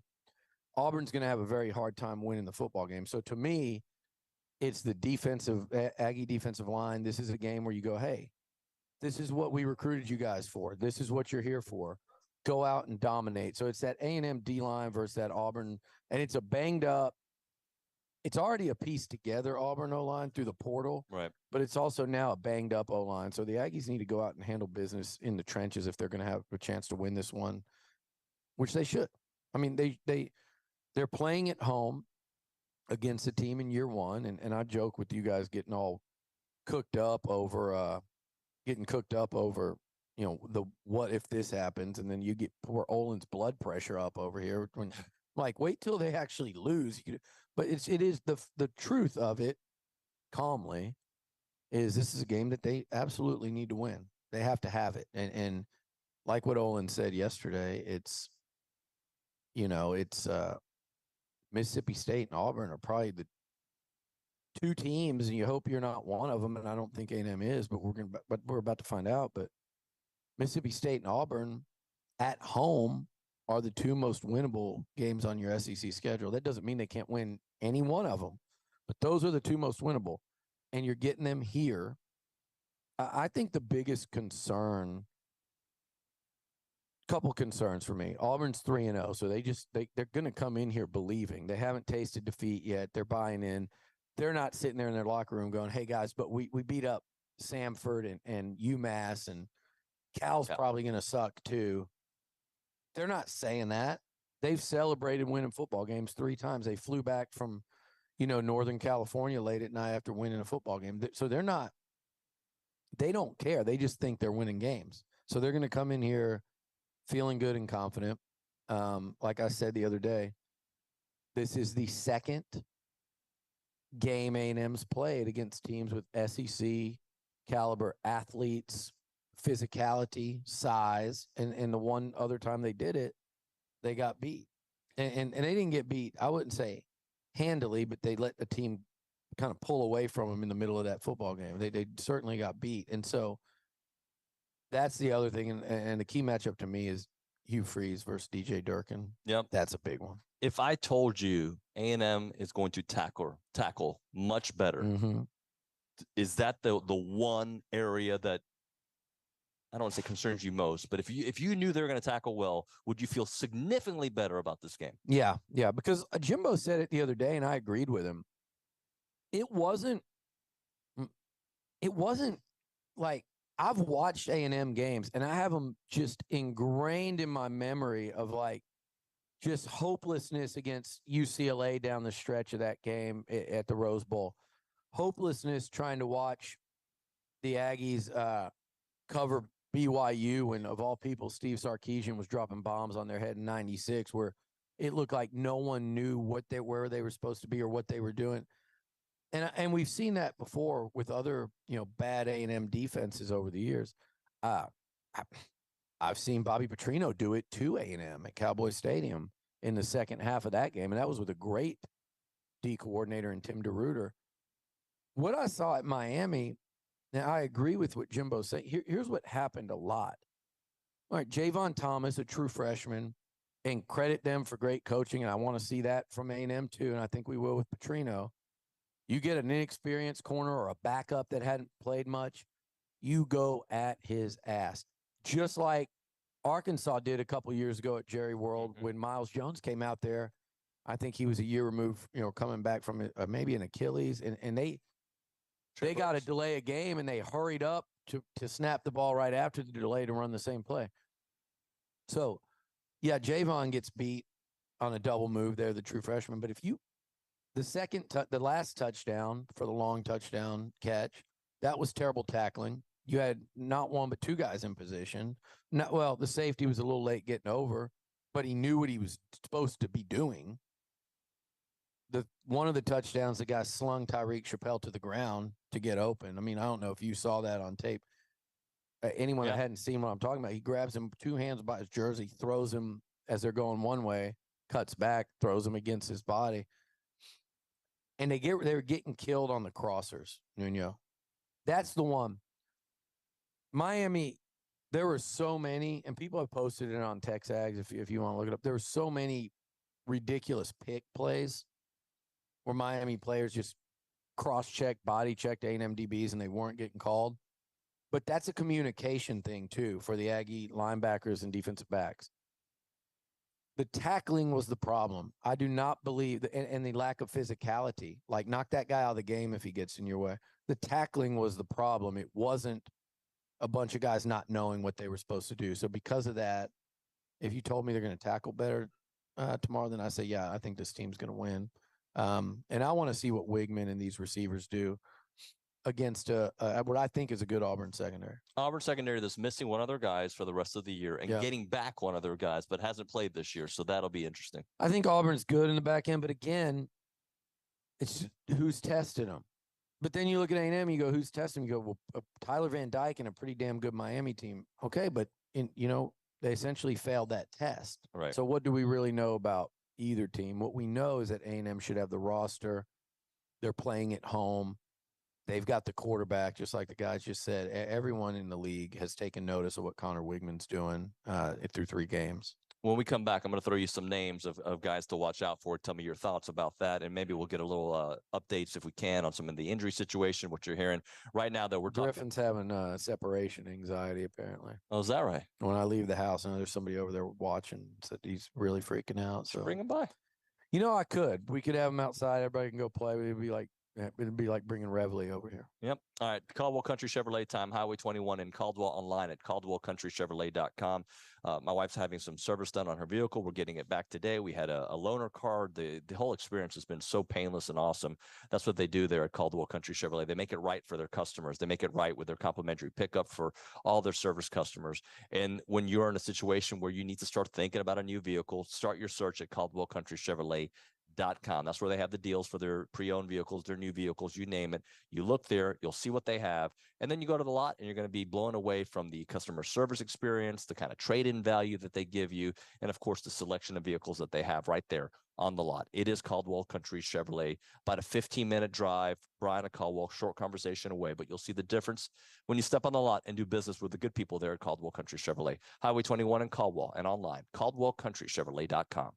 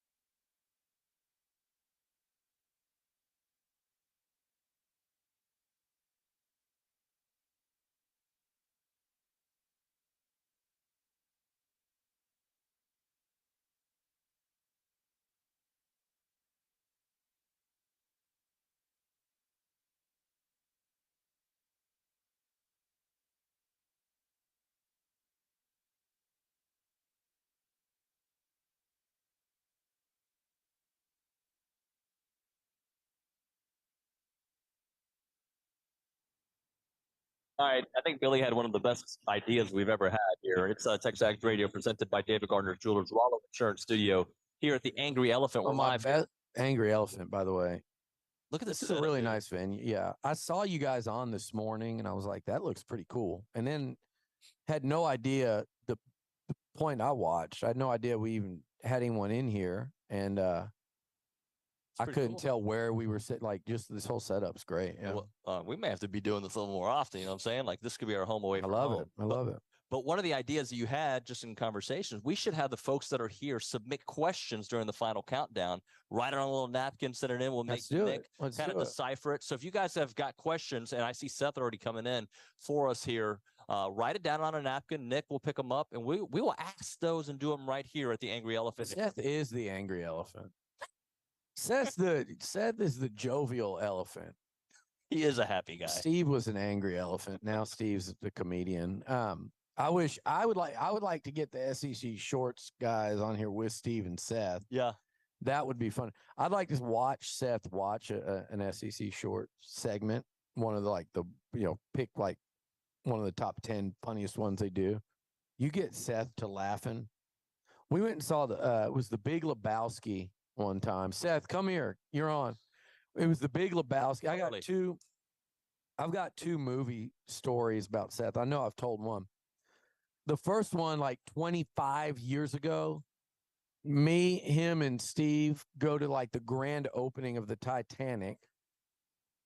And, when Leo, the second Titanic reference of the day, that's interesting. I hope that, hope that doesn't have to do with A&M tomorrow, but we're watching it and Seth, I'm sitting between these two. I'm holding popcorn. They're both reaching and fighting for it the whole movie. Seth starts crying. He's like a freshman in college. Yeah, he's crying.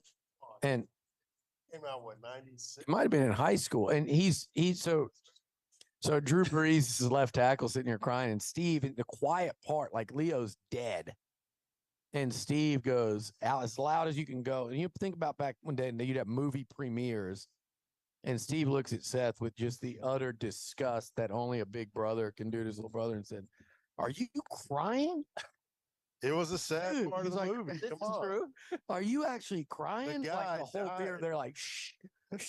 And what's the girl's name? Jack Dawson died. No, I know, but what's the girl's name? Rose. Rose could have saved him easily. Yeah, she could have. There was room on that door. And then the other time Seth caused an incident in a movie was Big Lebowski when they're throwing the ashes of their buddy away over the mountain and he pours the ashes out and they all blow right in Lebowski's face. I've never watched The Big Lebowski. Doesn't surprise me at all. Yeah. It's too funny. Seth is an Nice all-time. socks. Thank you. I'm trying to match the shirt. Wow. That's for you, Billy. Hey, I like Steve, the for you, nerdery buddy. call. They want their socks back. So Seth is an all-time movie partner. Okay. I mean, he's the guy that in scary movies throwing popcorn Another in one. the air. I remember that was I mean- the opening of Scream. Scream. Steve and I went. I'll never forget. I was He's- just sitting there. I He's got a more big thing of entertaining than the popcorn. movie half the time. I got a big popcorn sitting in my lap. And it's like the opening scene, when Drew Barrymore's on the phone and then she gets killed. And I was like, built the popcorn all over myself. He is. Meanwhile, Nuño won't watch those type movies. I would Scream. Did you go watch The Big Lebowski? So, come on. Just the Watch it. hair. They just Watch put me in a it. bad mood. What about my hair? Do I put you in a bad?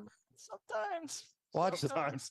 Yeah. Sometimes. Sometimes. Yeah. Watch it, please. Hey, can we talk about players to watch in this game? Do you have anybody in particular that you want to see, or do you want me to throw you some people?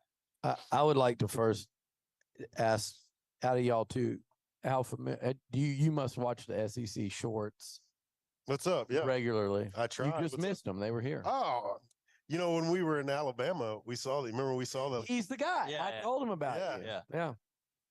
Steve probably. I've seen him. I mean, I Yeah. haven't seen him recently, but Well, I you haven't need- watched any this year. Okay. Well, it's been. Go watch the post Miami one. It was It's pretty good. It's Yeah. good. Is It's the been Grim fun- Reaper I one? didn't feel like watching They anything always else. send in hope, man. Well, yeah, Hope wasn't here. So here's my thing. This should be a really fun year for them with the way the SEC is going. Yeah. Talk about a For sure. ton of content. Who are y'all's play? You want me to tee it off? Sure. Am I picking one or You can like pick 2, 3. I don't care. It's a conversation. players to watch for me? I'm going to stay away from the obvious, like, Connor. yeah, the Connor. I think I think Leave that for me. Evan will be back. The players to watch for me will be. I want to see Edgerrin Cooper and Torian York. Maybe this be a little bit of a coming out party for Torian York, because I think Auburn's going to run it, and they're going to try to get some quicker throws mixed in there, and they're going to maybe test what Miami was able to do, which is hit things, the crossers and things like that. And that's where I think those linebackers, between that and how much Auburn's going to try to establish a run game, particularly I think Auburn is going to test out and see if A&M can set a good edge on defense, or if they're going to be weak on the perimeter tackling. And so I think that's where they're going to try to hit the Aggies, and that's where those linebackers, both of those guys, are going to have opportunity to make a lot of plays and a lot of tackles. Yeah. You got one? Yeah, man. My player to watch is an offensive lineman. Shocking. Usually Seth would do this. I'd pick all of them. All line. But I'm going to actually single out one guy. Okay. I'm going to call out my guy, Layden Robinson, War Daddy. Okay. Because this was where he had his coming out party about 3 years ago, I think. Maybe Was it? Maybe 4. I can't remember.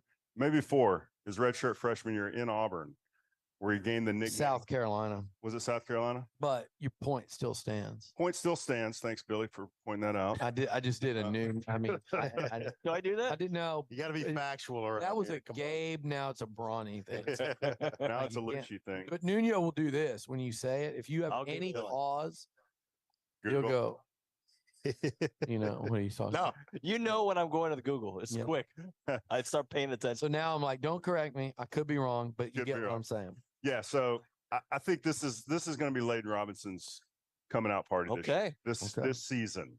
I think he's played well at times, but I think this is the game where we need the offensive line in particular to really step up. I think their secondary is vulnerable, no question, and we have such a explosive passing game that could be where we make our hay. But if Auburn comes at us the same way Miami did, where they say, we're going to take away the deep ball, we're not going to let you guys beat us down the field with explosive plays. We're going to force you to run the ball, beat us with our front seven. I think that's where the offensive line has to really step up this week. If we can run the football effectively, I'm talking 4+ yards a carry, we'll beat Auburn by 2 touchdowns. I have Love no doubt. I'm with you on that. I talked about the D line and how they need to dominate a patchwork Auburn O line. Auburn's had some issues up front.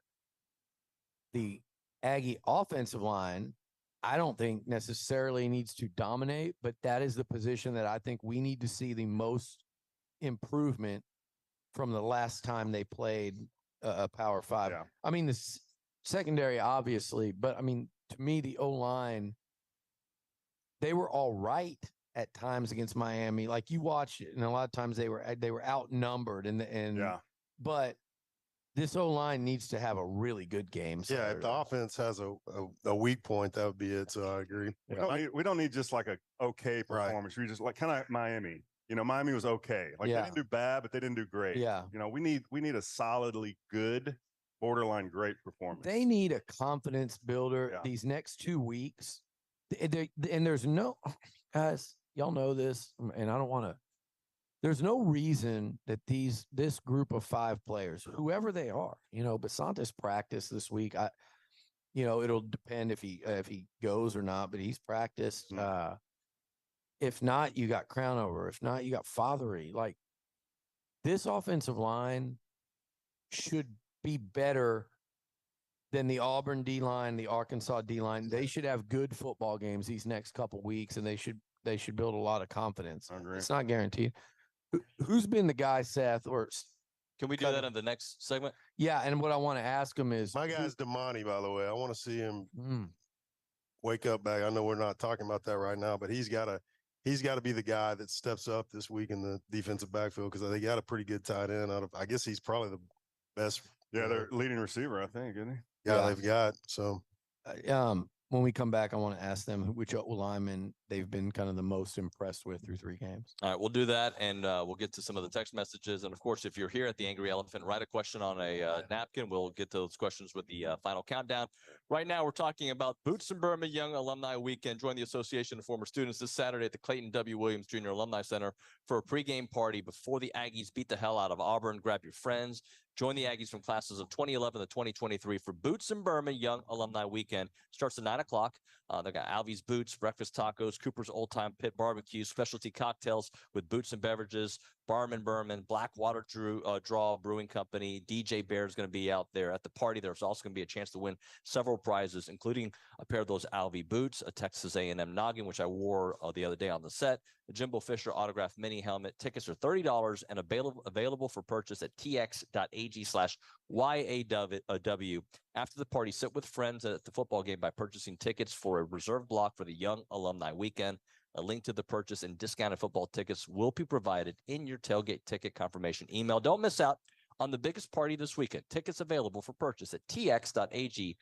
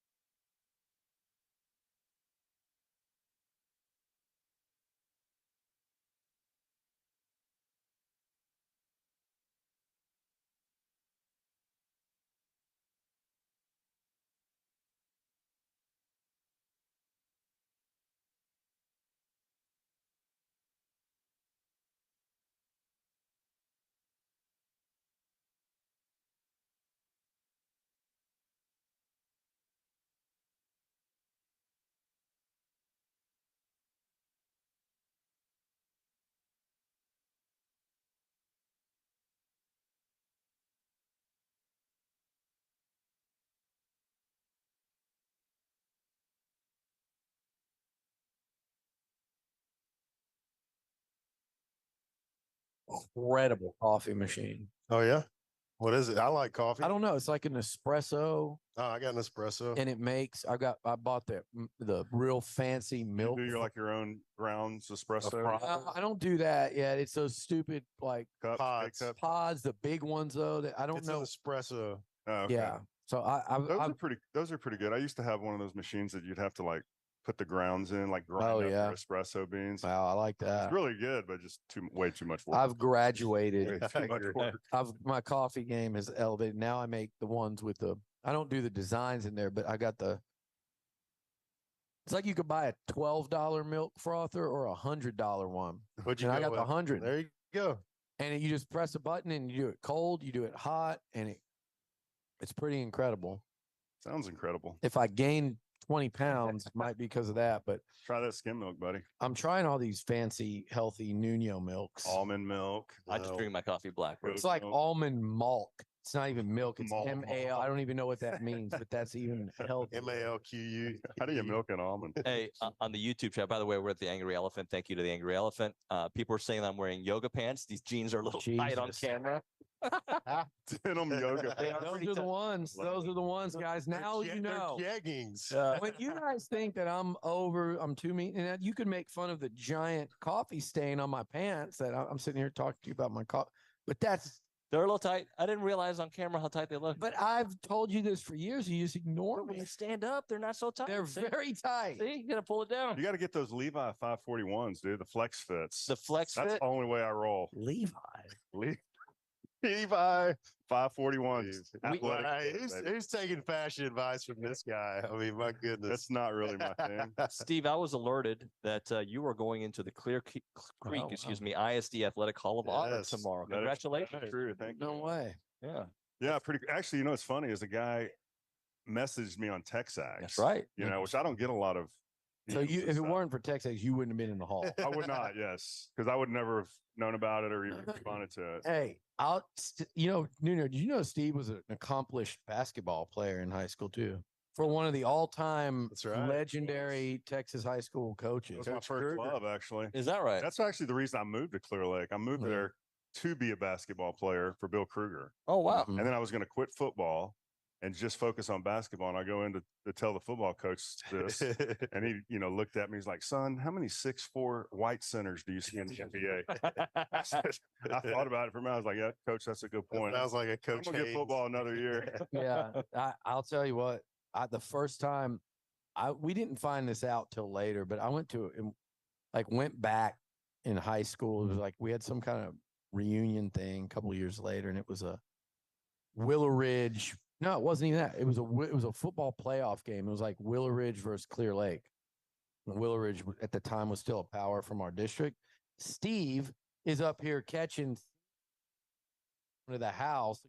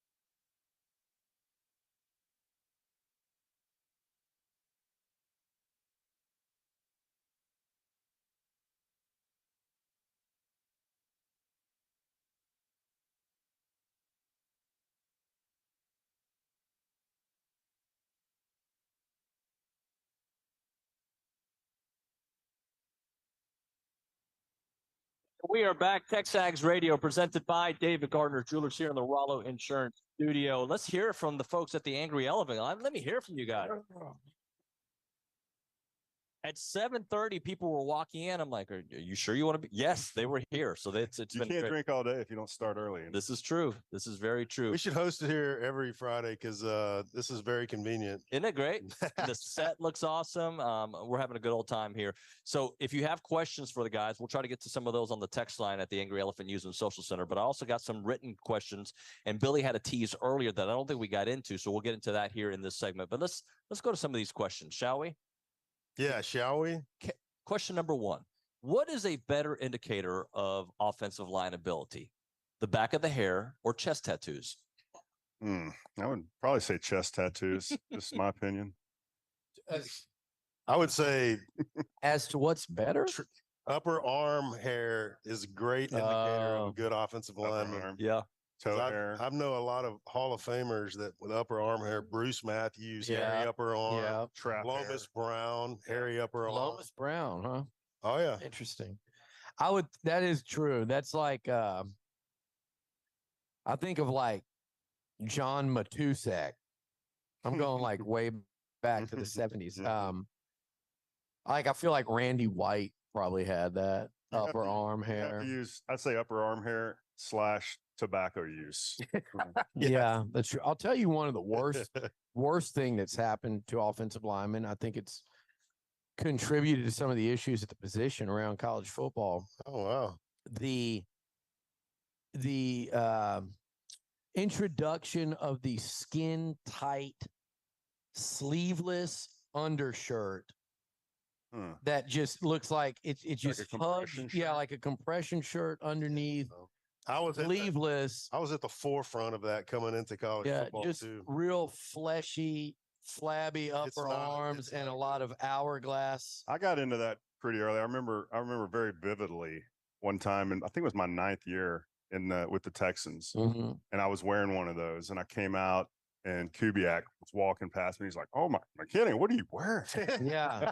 Lord, McKinney. I was like, "Hey, coach." See, that's Just what hanging out, baby. It's exactly Oh, what I'm talking about. And you're an in shape lineman compared to so many others, and even you had no business. Like, Yeah, I shouldn't have most been wearing people that. don't need to wear shirts like that, and these linemen flaunt them around. It's just like, man, It's disgusting. yeah. It's no business at Ooh. all. Seth was he was probably one of the guys that wore like the loose, like cotton, No, loose no. sleeve T-shirt. You know, Hey, I was never a that guy. cotton. I was always the loose, whatever the tight material is. Like Under Armour was just coming out, in A&M. Probably I don't know, probably came out in 98 or so, and that's when they took us out there in all these tight shirts. I know my freshman year we didn't have them, and your senior year we didn't have those fleshy tight shirts. But after that, it was like mandatory gear. You'd wear these tight shirts, you're just like feeling self-conscious because you're we were going through Needham Steed, all right? We're Needham Steed, and Coach Grimes is making us go through the little things for Without like 10 minutes. pads on. And meanwhile, all the like track girls or whoever's out there, and you're just looking like, pulling your shirt. The recruits and parents are out there watching it. It's ridiculous. Golly. I'll tell you, Nuño. Yes, sir. One of the times I thought for sure A&M was going to win a football game was I was in Needham Steed, the weight room back. That was awesome, by the way. We need to bring that back. Yeah. Well, I Well, don't know if anyone remembers that kind of setup. That was they would awesome. warm up in the weight room, and the recruits and their families would be in there. And I remember they were warming up for the OU game, but it was the one A&M lost, but they had no business. OU won the national title, and Seth and A&M lost that one that day. But it was a hell of a. I mean, that was the game where that was Ferris, Toombs, Ferguson, Gamble. I think had Block an in the back. interception.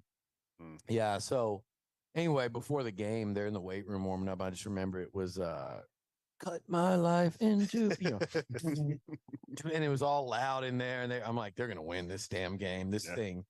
You're feeling that.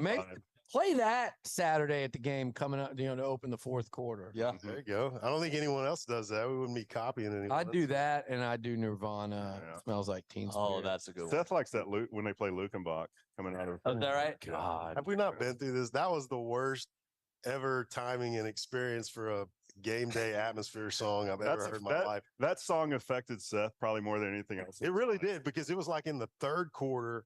we had just like kicked a field goal versus App State or something, and then it goes to a TV timeout, and you hear that Lukenbach, and I was just like, oh, We're done. here we go. Here we've lost. Yeah, Maybe gave that's up right there. diamond rings. Seth's not. Hey, Seth's no. He's not shy about giving up on the team. No, you're right. In a You're tournament. right My about that. goodness. Like he's walked out That of is games awesome. multiple times. He stormed out of LSU. I did not. I did not. I came running right App back. State, when Lukenbach came on, he stormed back into the Yeah. players' lounge. Let's go to Nuño. Or this is what happened. I'm Finish sorry. it. We're- Nuño, Wrap us up. talk man. to us about who are the O linemen. Well- Who's the O lineman that's caught your attention most? So There we far go. Okay, I'm honestly, through 3 games. I've been pretty impressed with how Zune's been playing. You know, he's been very consistent, very solid. Last year, I don't think people realize how many injuries and stuff he was going through at the time.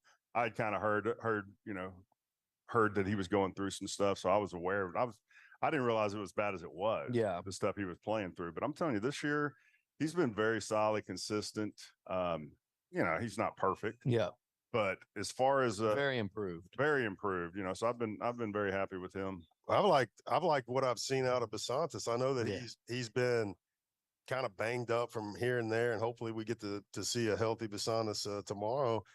But he's improved every game, and as a true freshman, what he's doing is unreal. I mean, because you've been a true freshman now trying to play on defense. I was I had a redshirted. pressure. So, I mean, against, it's- think U of H. Did you? Yeah. Louisville, Almost. Louisville, I had a couple tackles. But he's been doing really Thursday good. night. And the fact that he is a true freshman and we're going to have him for at least 2.5 more years is awesome. Well, it's 'cause he's gonna- exciting. yeah. Zune's second year, Basantis first year, Dewberry second year. The guy I love up front, and you've heard me talking him up the whole offseason. The 2 guys I talked about in the trenches the whole offseason was Naboo. Well, Naboo Basantis. And he but that did a was- good job last week. Did he? I thought he thought did, so. but I want Solid. to, the center. Very solid. Look, the guy that can play center or guard, and you talk to the guys in the program, they're like, if he had to play tackle, he'd go play tackle too. I think he That's is good. one of the young guys in the program I'm most excited about. How about him buying a house? He bought a house. He used NIL Mighty and good said, for him. I bought my first house and my family moved down here. That's Incredible. What a great awesome. guy. That's That's awesome. Because to buy a starting house, NIL story. people are thinking, oh, this guy just went NIL and A&M, he just bought $1 million. No, he probably bought a starter home and brought his family down here with That's some still NIL pretty money. shocking. I mean, even an offensive lineman, I didn't realize they were getting that kind of NIL money. That is terrific, man. Man. I love it. The things I could have done in Right. college. Yeah. Could own 60 McDonald's by now Yeah. instead of 30. I'd be retired at this point. By the way, we're live at the Angry Elephant. Like your politics, love your bar. Find an Angry Elephant near you in Bryan and College Station, where we're at right now, Magnolia, San Antonio. So go check it out. Got another question for the group. This one I think is going to be a quick answer. Why do we not get injury info like the NFL? Anybody want It's to? college football. Like, I don't know all of a sudden why Aggie fans are getting so bent out of shape on the boards and like they're just looking for a reason to be pissed at Jimbo is exactly what this is. And I don't mean the person asked the question. It's an honest question. I mean, just the board vitriol and the different group chats I'm on. Coach Fran had a policy. We don't even discuss injuries. And then what happened was they were discussed in the private newsletter every week. But Mhm. coaches around the country don't. But now LSU's putting out like a weekly injury report like the NFL. To answer your question, I think that's where it's heading. I have some thoughts on the matter. NFL, you're required to, or you get fined. Yeah. And in college, there's no requirement. So why would you do it? I don't think there's any advantage personally. And I mean, as much as I despise the Fran years, I don't disagree with that. There's no need to give away a secret, right? I mean, for real. So I'm keep it in the house. I agree. Why would you give your opponent ammunition or to practice and prepare for if you don't have to? Well, and every week the media doesn't. It's like it's their job, it's our job, it's your job, and Olin at the pressers to ask the questions. Absolutely. But you know what you're going to get. Well, then Right. they turn it into, oh, this coach is being dishonest. He's lying. No, it's the coach. Like in a perfect world, he just doesn't want to answer about if Steve McKinney, his starting right tackle's out, so Auburn knows that there's going to be a backup, or if a corner's out and Auburn knows, hey, we're going to be thrown against a true freshman corner, then they do what Miami did. So I understand it. With that said, if you pay enough attention, right now I've said Basantis has practiced. I think he'll be up in the air. I think the corners that were out last week, Javon and Chappelle, have practiced all week. I think Bryce has practiced all week. Evan back. Noah has been in and out. So Noah and Basantis have been kind of in and out guys, but pretty much everyone else from last week that was out should be playing this week. They should be a pretty healthy bunch. I'd be interested tomorrow to see, if 3 is suited up and warming up out there. That would be the one that I think it's wait and see, because he has practice this week though. So here's a couple questions into one. Why should we have a positive thought about our O-line this week? I'm very positive, but need validation. Followed by, why is Seth so happy? Followed by, why does Steve look so glum? I'll give you some reasons why you should be positive about the offensive line, is because they're young and they've been improving every week. And I have no doubt that they're going to get out there and improve this week as well. And then if we get guys back that were banged up or whatever, that's just another addition to be excited about. So I'm optimistic about the offensive line and how they're going to perform this week. I'm happy because happiness is a choice, Steve. So I mean, not all of us remember the Tony Robbins fan club stuff. It's a good documentary, brother. Let me follow that up with this game in particular. What does it mean in the grand scheme of things, right? Like, this Auburn game means a lot because it's the first SEC game, but I think it's the next test that lets you know, did they fix all the issues that we saw in Miami? I don't think I can emphasize enough how important this game is, honestly. If you can't beat a rebuilding Auburn team with a first-year head coach at home in your 6th year with this roster, it's going to get ugly. Yeah. Yeah. I'd agree. And that, as a fan, that wouldn't give you any hope, right? So what I like to go back to what I want to see is that if you get out there and the offense just keeps getting better, because the offense is really, really good. Like, I'm totally excited and happy about what they're doing, and I have faith that they're going to improve. Defensively is what you've got to see. Like last week, allowing 3 points, that was great, right? But who knows? That's like no judgment over what they did versus Miami. But if they go out and get better against Auburn and we win that game, then I'm back. Like, the hope is there. Like, I don't know what the SEC short guys are going to do about it, but there's going to be a lot of hope back in Aggie land if our defense can go out there and wake up and do some different things. Well, this is a good opportunity for them. I mean, I think Auburn's reeling a little bit. I don't think they're, fully healthy. I think they're extremely beatable. I think we match up really well against them. To me, there's really no excuse.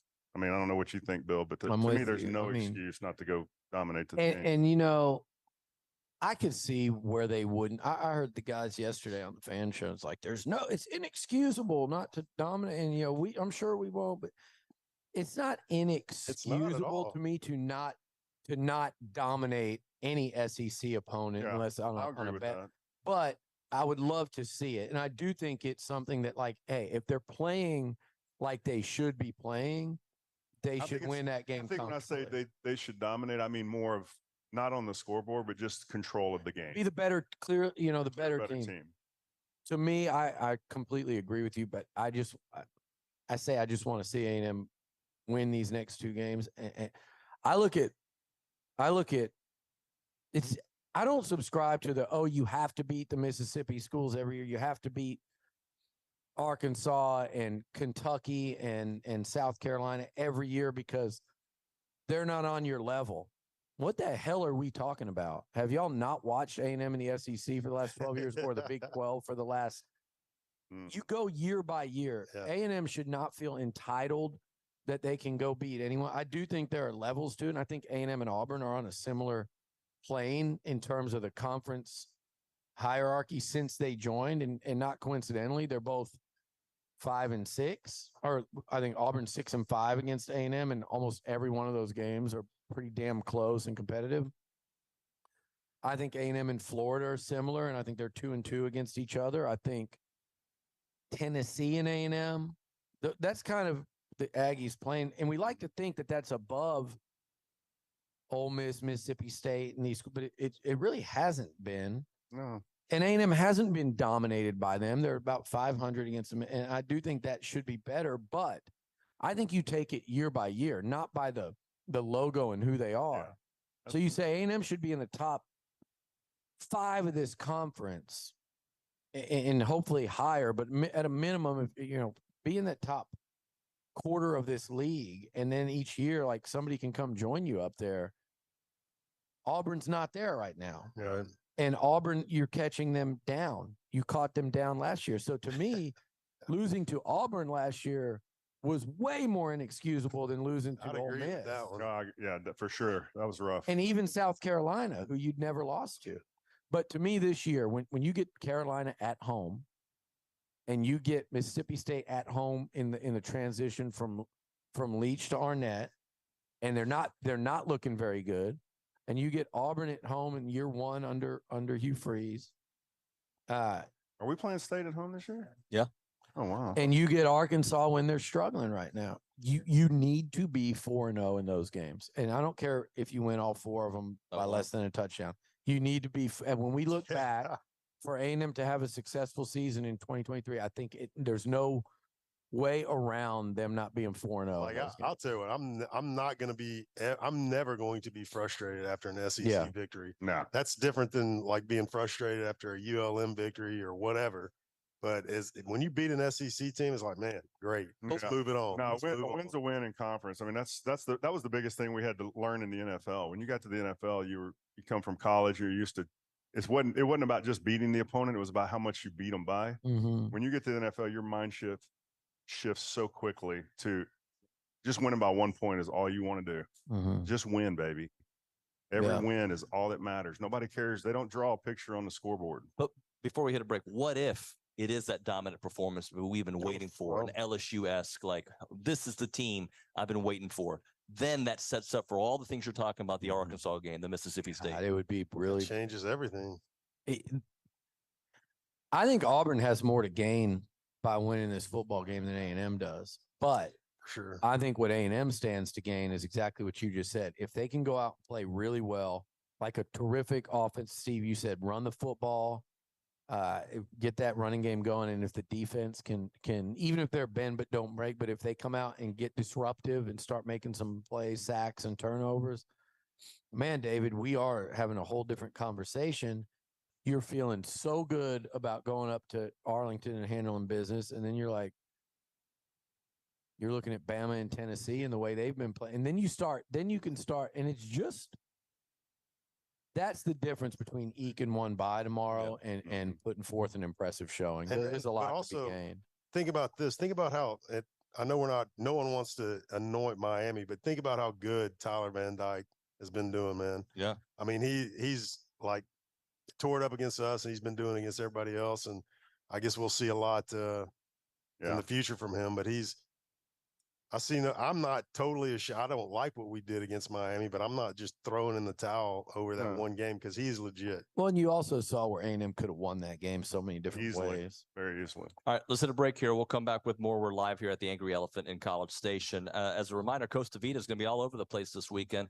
Breakfast, tacos, coffee, orange juice will be available at the food trailer in the fan zone at the corner of Joe Route and Houston Street, right next to the 12th man statue. Chips and queso, chili lime chicken, sweet pork nachos will be available at the All-American Club, and chili lime chicken and sweet pork burritos will be available at the Yard and the Northwest concession stand of the third deck. They can't wait to see you. They want to see you guys beat the hell out of Auburn. And by the way, they are in South College Station, 4501 Mills Park Circle in South College Station. You know all about Costa Vida. They're open for breakfast. Get those breakfast tacos. You can get lunch. You can get the taco packs. You name it. Aggie owned and operated, bringing the best customer service and incredible food, fresh mix done the right way. They also have the student discount with valid student ID, 15% off, cannot be combined with any other order or offer out there. Again, it's 4501 Mills Park Circle in College Station. Go say hi to Holly, who's a great Aggie out there in South College Station. It's Costa Vida.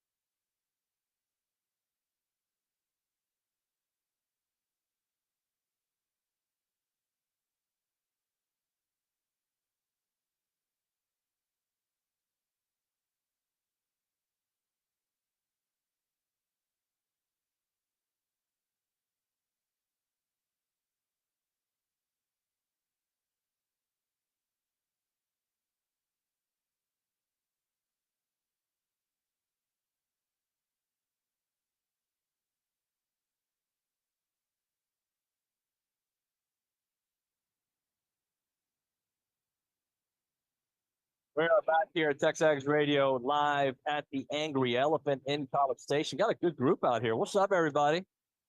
My man from San Antonio showed up at 7:41. Let's go. Drove by from San Antonio just to see us and maybe his son as well. Hey, we're going to move things up a little bit because usually we do this in the next segment. We're doing it earlier since we started earlier. Freak of the Week time. Ooh. What do we call it? How do we sing it? It's the freak of the week. Thank you very Seth's much. probably ran out of names by now. He's a couple guys. 3-3. He's picking everyone up. That's all I know. Seth. Well, you want me to go? Yeah, let him go. I want to see Ruben Owens go off. Oh, good one. I do. Good I pick. was excited to watch him play. I think he's a That was my dynamic. pick last week. By the Was way. it? Yes. My bad. I Not that you can't repick him, I but, thought he wasn't even here. but he stepped Oh, out. sorry. Yeah, I was here. He was here. Anyways, I'm picking him. My I'm first excited. He did a great job last week, and I want to see him further that. I know what we can do passing the ball. And if our running game can match what we did last week and exceed that versus an SEC defense, and I have no doubt we can win that game. I like Ruben Owens, man. He gives me some Eric Dickerson vibes, dude. Like Yeah. when he figures it out and gets it together, he's gonna be a beast. I believe that. Good call, Aguado. Who's yours? What- Oh man. Am I not allowed to pick Connor Weigman? You pick whoever you want. Freak man. of the week. Yeah, oh yeah, freak of the week. Yeah. No, I think this is a good opportunity for him to really show that he is the best quarterback in the SEC. Right now, he's played it very well, put up some big numbers, but he hasn't done it against super high quality opponents, right? Can we say he struggled a little in Miami? Yeah. First struggled half. a little bit, right?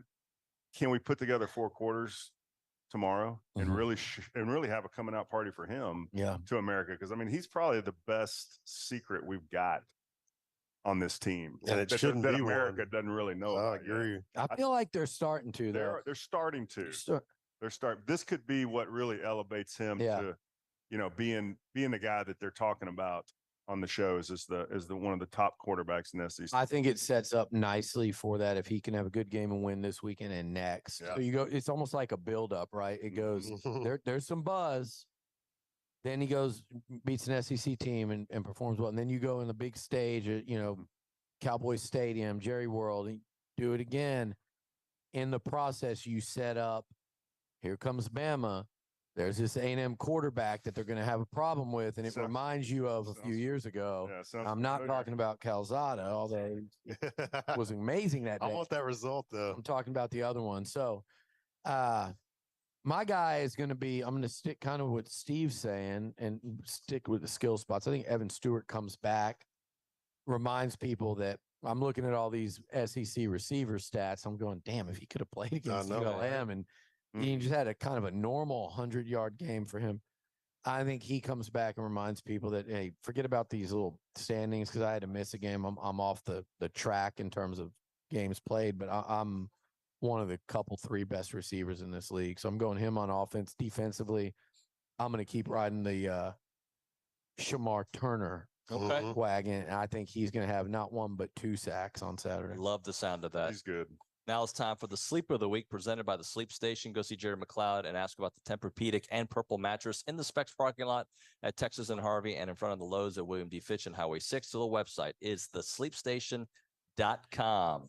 Steve, we'll start off with you. Oh man, I'm running out of names now. Sleeper's always tough. Let's see. Who's pretty not obvious? How about we go tight end? How about Okay. a little Jake Mhm. Johnson action? Jake is really he's really impressed me the last couple weeks. He's just got such good hands. Mm-hmm. Yeah, he hasn't really done anything after the catch yet.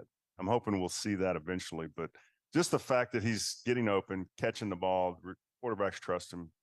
They're throwing it to him in tight windows and giving him a chance to go make plays. So I think having a tight end like him is very critical in a game like Auburn, because I think they're going to try to take away that deep passes and force you to win running the football and throwing the ball underneath. So I think your tight end could be important Saturday.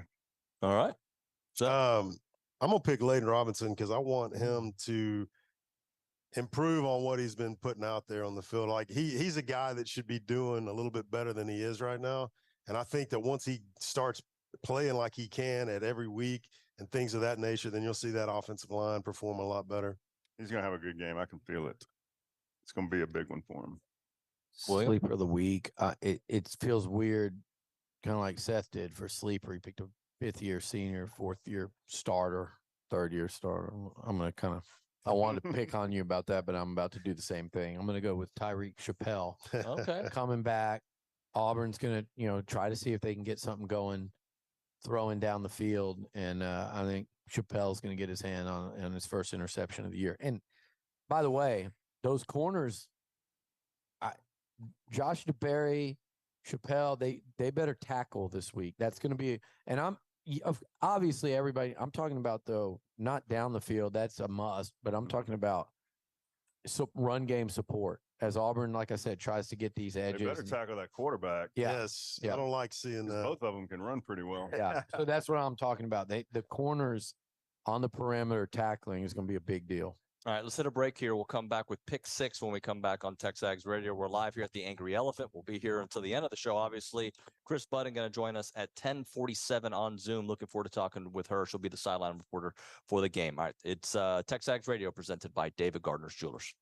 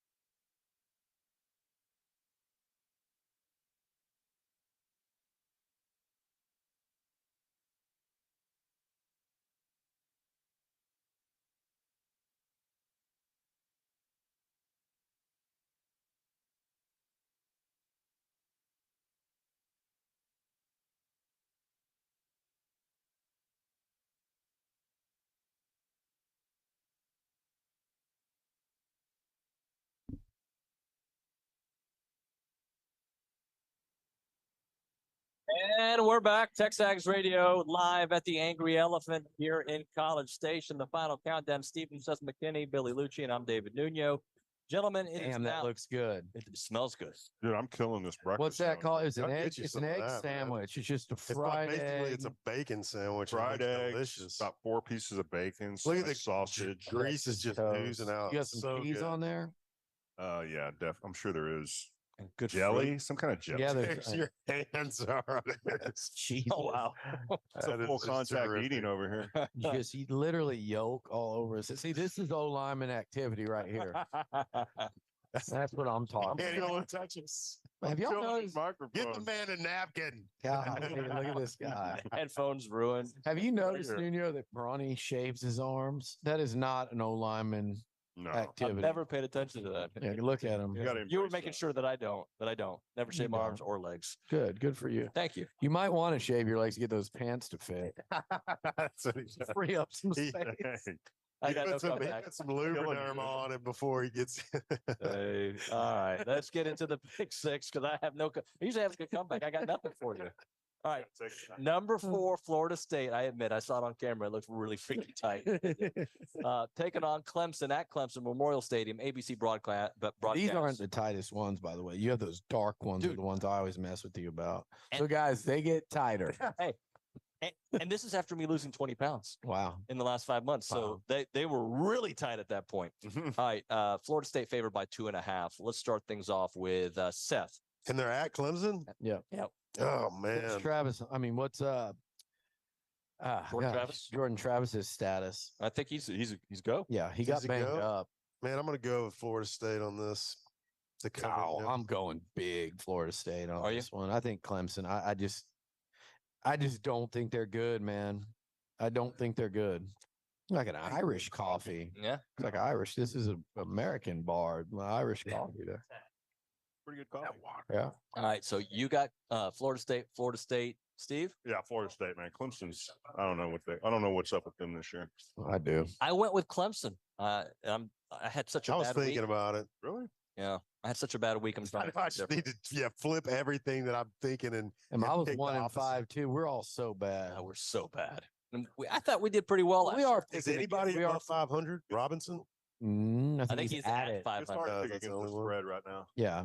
Number Brutal. 19, Colorado, 3-0 at number Yes. 10, Oregon, 3-0. That is in Oregon, and Oregon is favored by 20.5. Oh man, I didn't know the spread was that big. I'm going Colorado. I was gonna pick Oregon because, anyways, Colorado's gonna cover that. I think. I was gonna pick. No Travis Hunter. I know, but man, I was gonna pick Oregon, but Las Vegas with that spread made it personal. Yeah. Supposed to say personal. Sorry, my fault. So yeah, I'm gonna go Colorado to cover that. Oregon's interesting because I heard somebody on our airwaves Might have been me.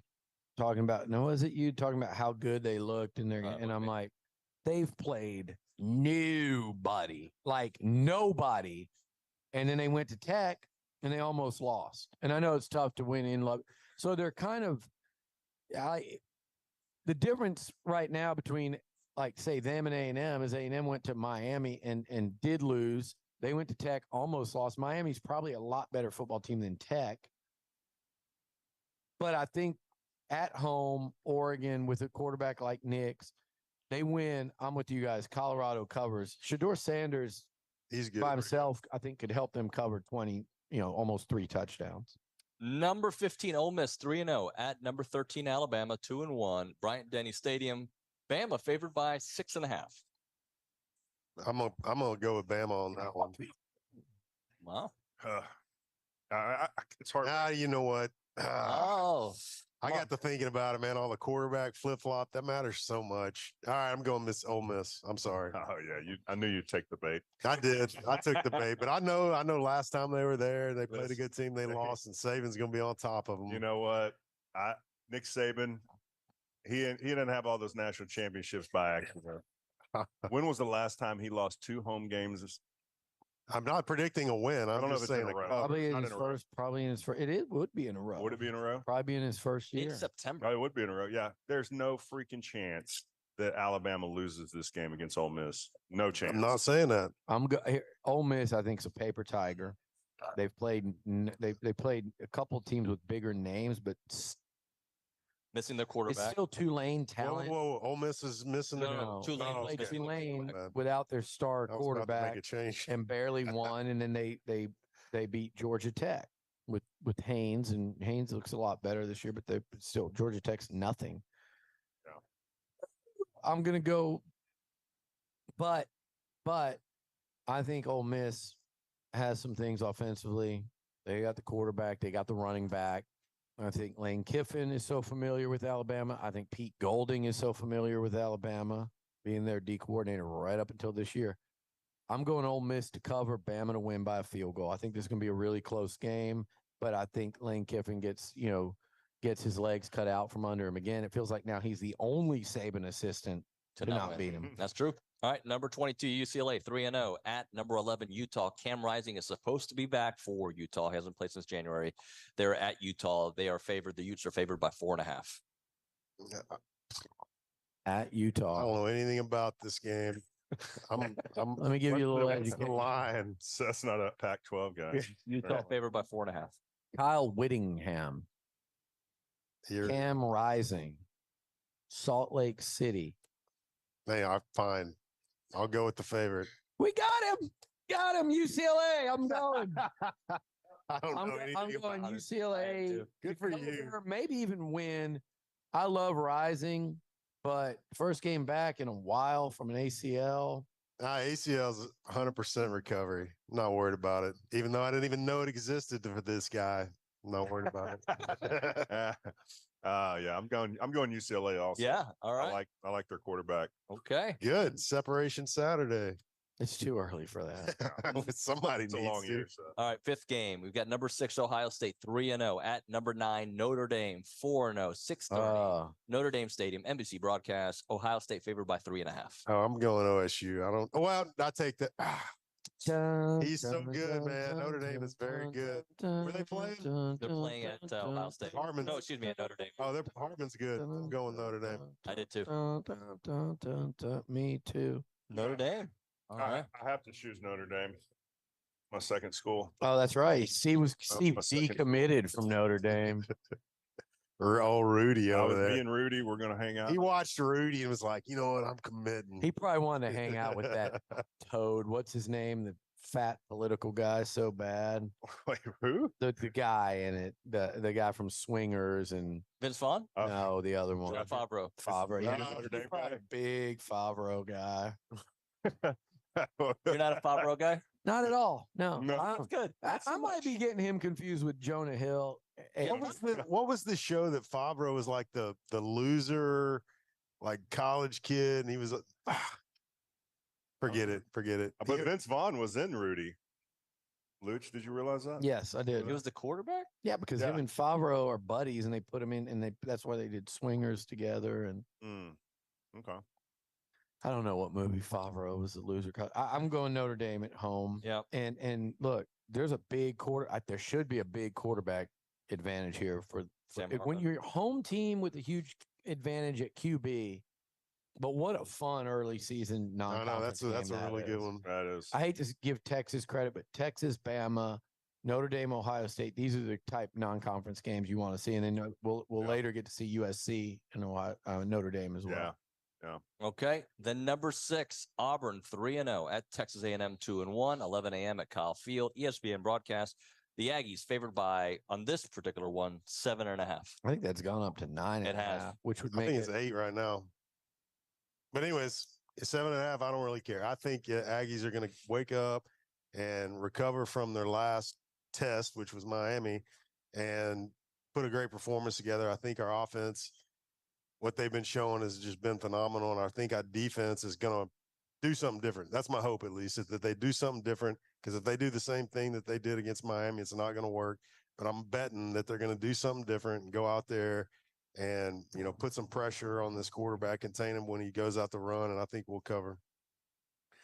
I'll be interested to see how our defense plays this offense. I don't think we'll blitz a lot personally. I think they're gonna really try to mush rush that quarterback and keep him in the pocket and force him to beat him with his arm. They're not going to let that guy run free unless they spy him. So I still think A&M covers. 7.5 is a pretty good spread, but I mean we're 14 points better than this team. But like Billy said, I mean it's an SEC game. You can't put a whole lot of stock in how much you think you should beat a team by, because everybody knows their opponent when you're playing conference games, and they just play it. It's just different. So I still think we cover it. I'm hoping for a 14-point victory. Really? I'm leaning towards like A&M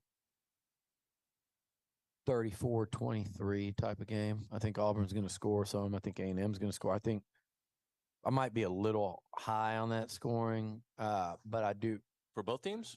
Yeah, well, maybe even A&M. Like I'm right on that cover line, and I think a late field goal kind of does it. Like maybe A&M up 31-23 fourth quarter. It's tight. I mean, it's a one score game, and a field goal kind of lets everyone exhale. And I think 34-23 will be my pick. So I'm picking A&M to cover. 34-23. We got about a minute. It's a lot of points. So if I was actually betting, What's the and you over made under? me bet money, I would bet.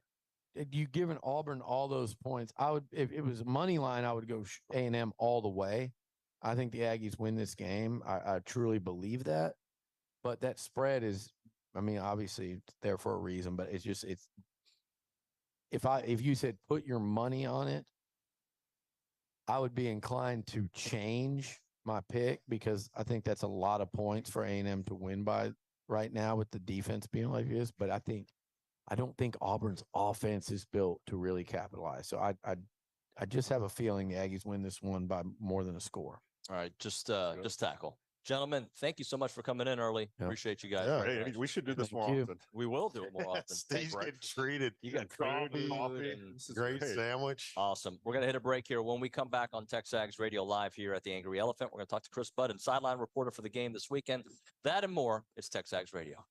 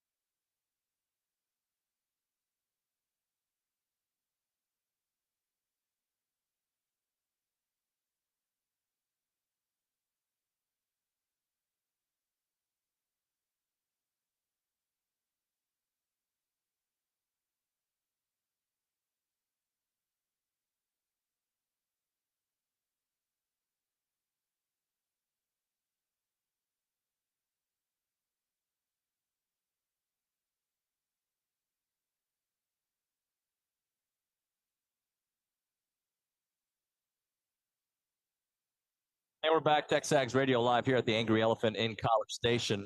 Thank you for the applause, all 6 of you. Appreciate you. Just kidding. Hey, let's do this because yesterday I was listening to Off Campus on Sirius, and I heard Chris Budden talking about grown men wearing jerseys. So I definitely asked her about that here. Sideline reporter Chris, good morning. How are you? We're doing good. Apparently, I started a thing yesterday that other people didn't know was a thing, but I do have a lot of social media backers after my comments yesterday. Well, look, I haven't worn a jersey very often, especially not to the grocery store. Yeah. But I do think it was Jacob who said it. Soccer jerseys are a little bit more presentable to go out. Is that did I hear that correctly? Yeah, they're a little hipper, a little cooler. And most of the soccer jerseys are from people overseas. So it's not like you're going to their game. It's more of like if you're going to a Chiefs game and wearing a Mahomes jersey and have paid like $200 for that jersey, and then you're wearing it with your jean shorts walking around Publix is kind of my issue with it. I got it. I got it. Hey, let's get into this game here.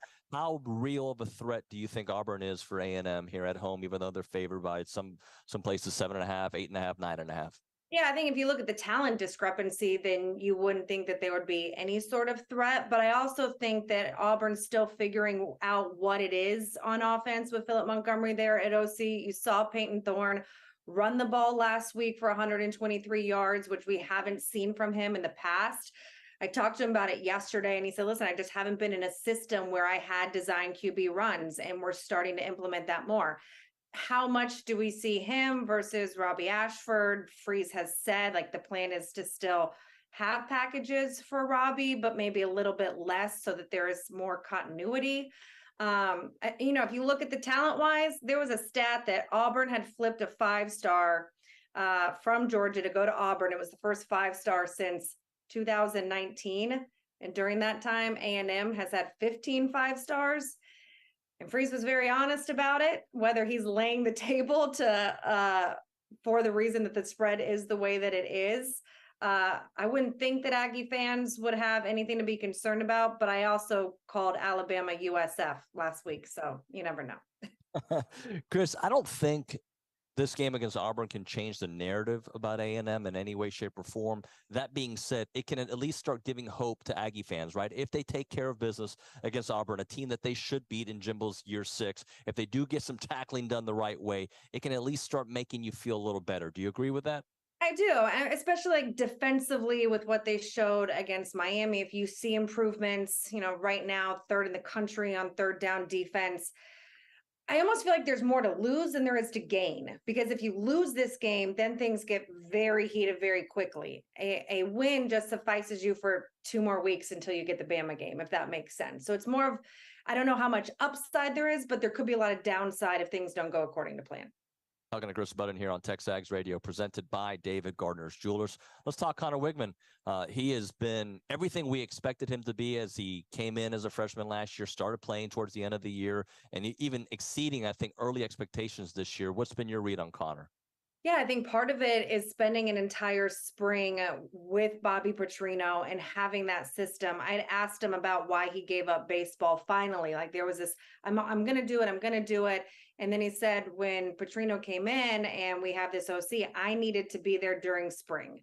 And it's different when you're the guy and you're not splitting reps. And even if there is a competition, you know that and if the confidence is there, like this is yours to take control of.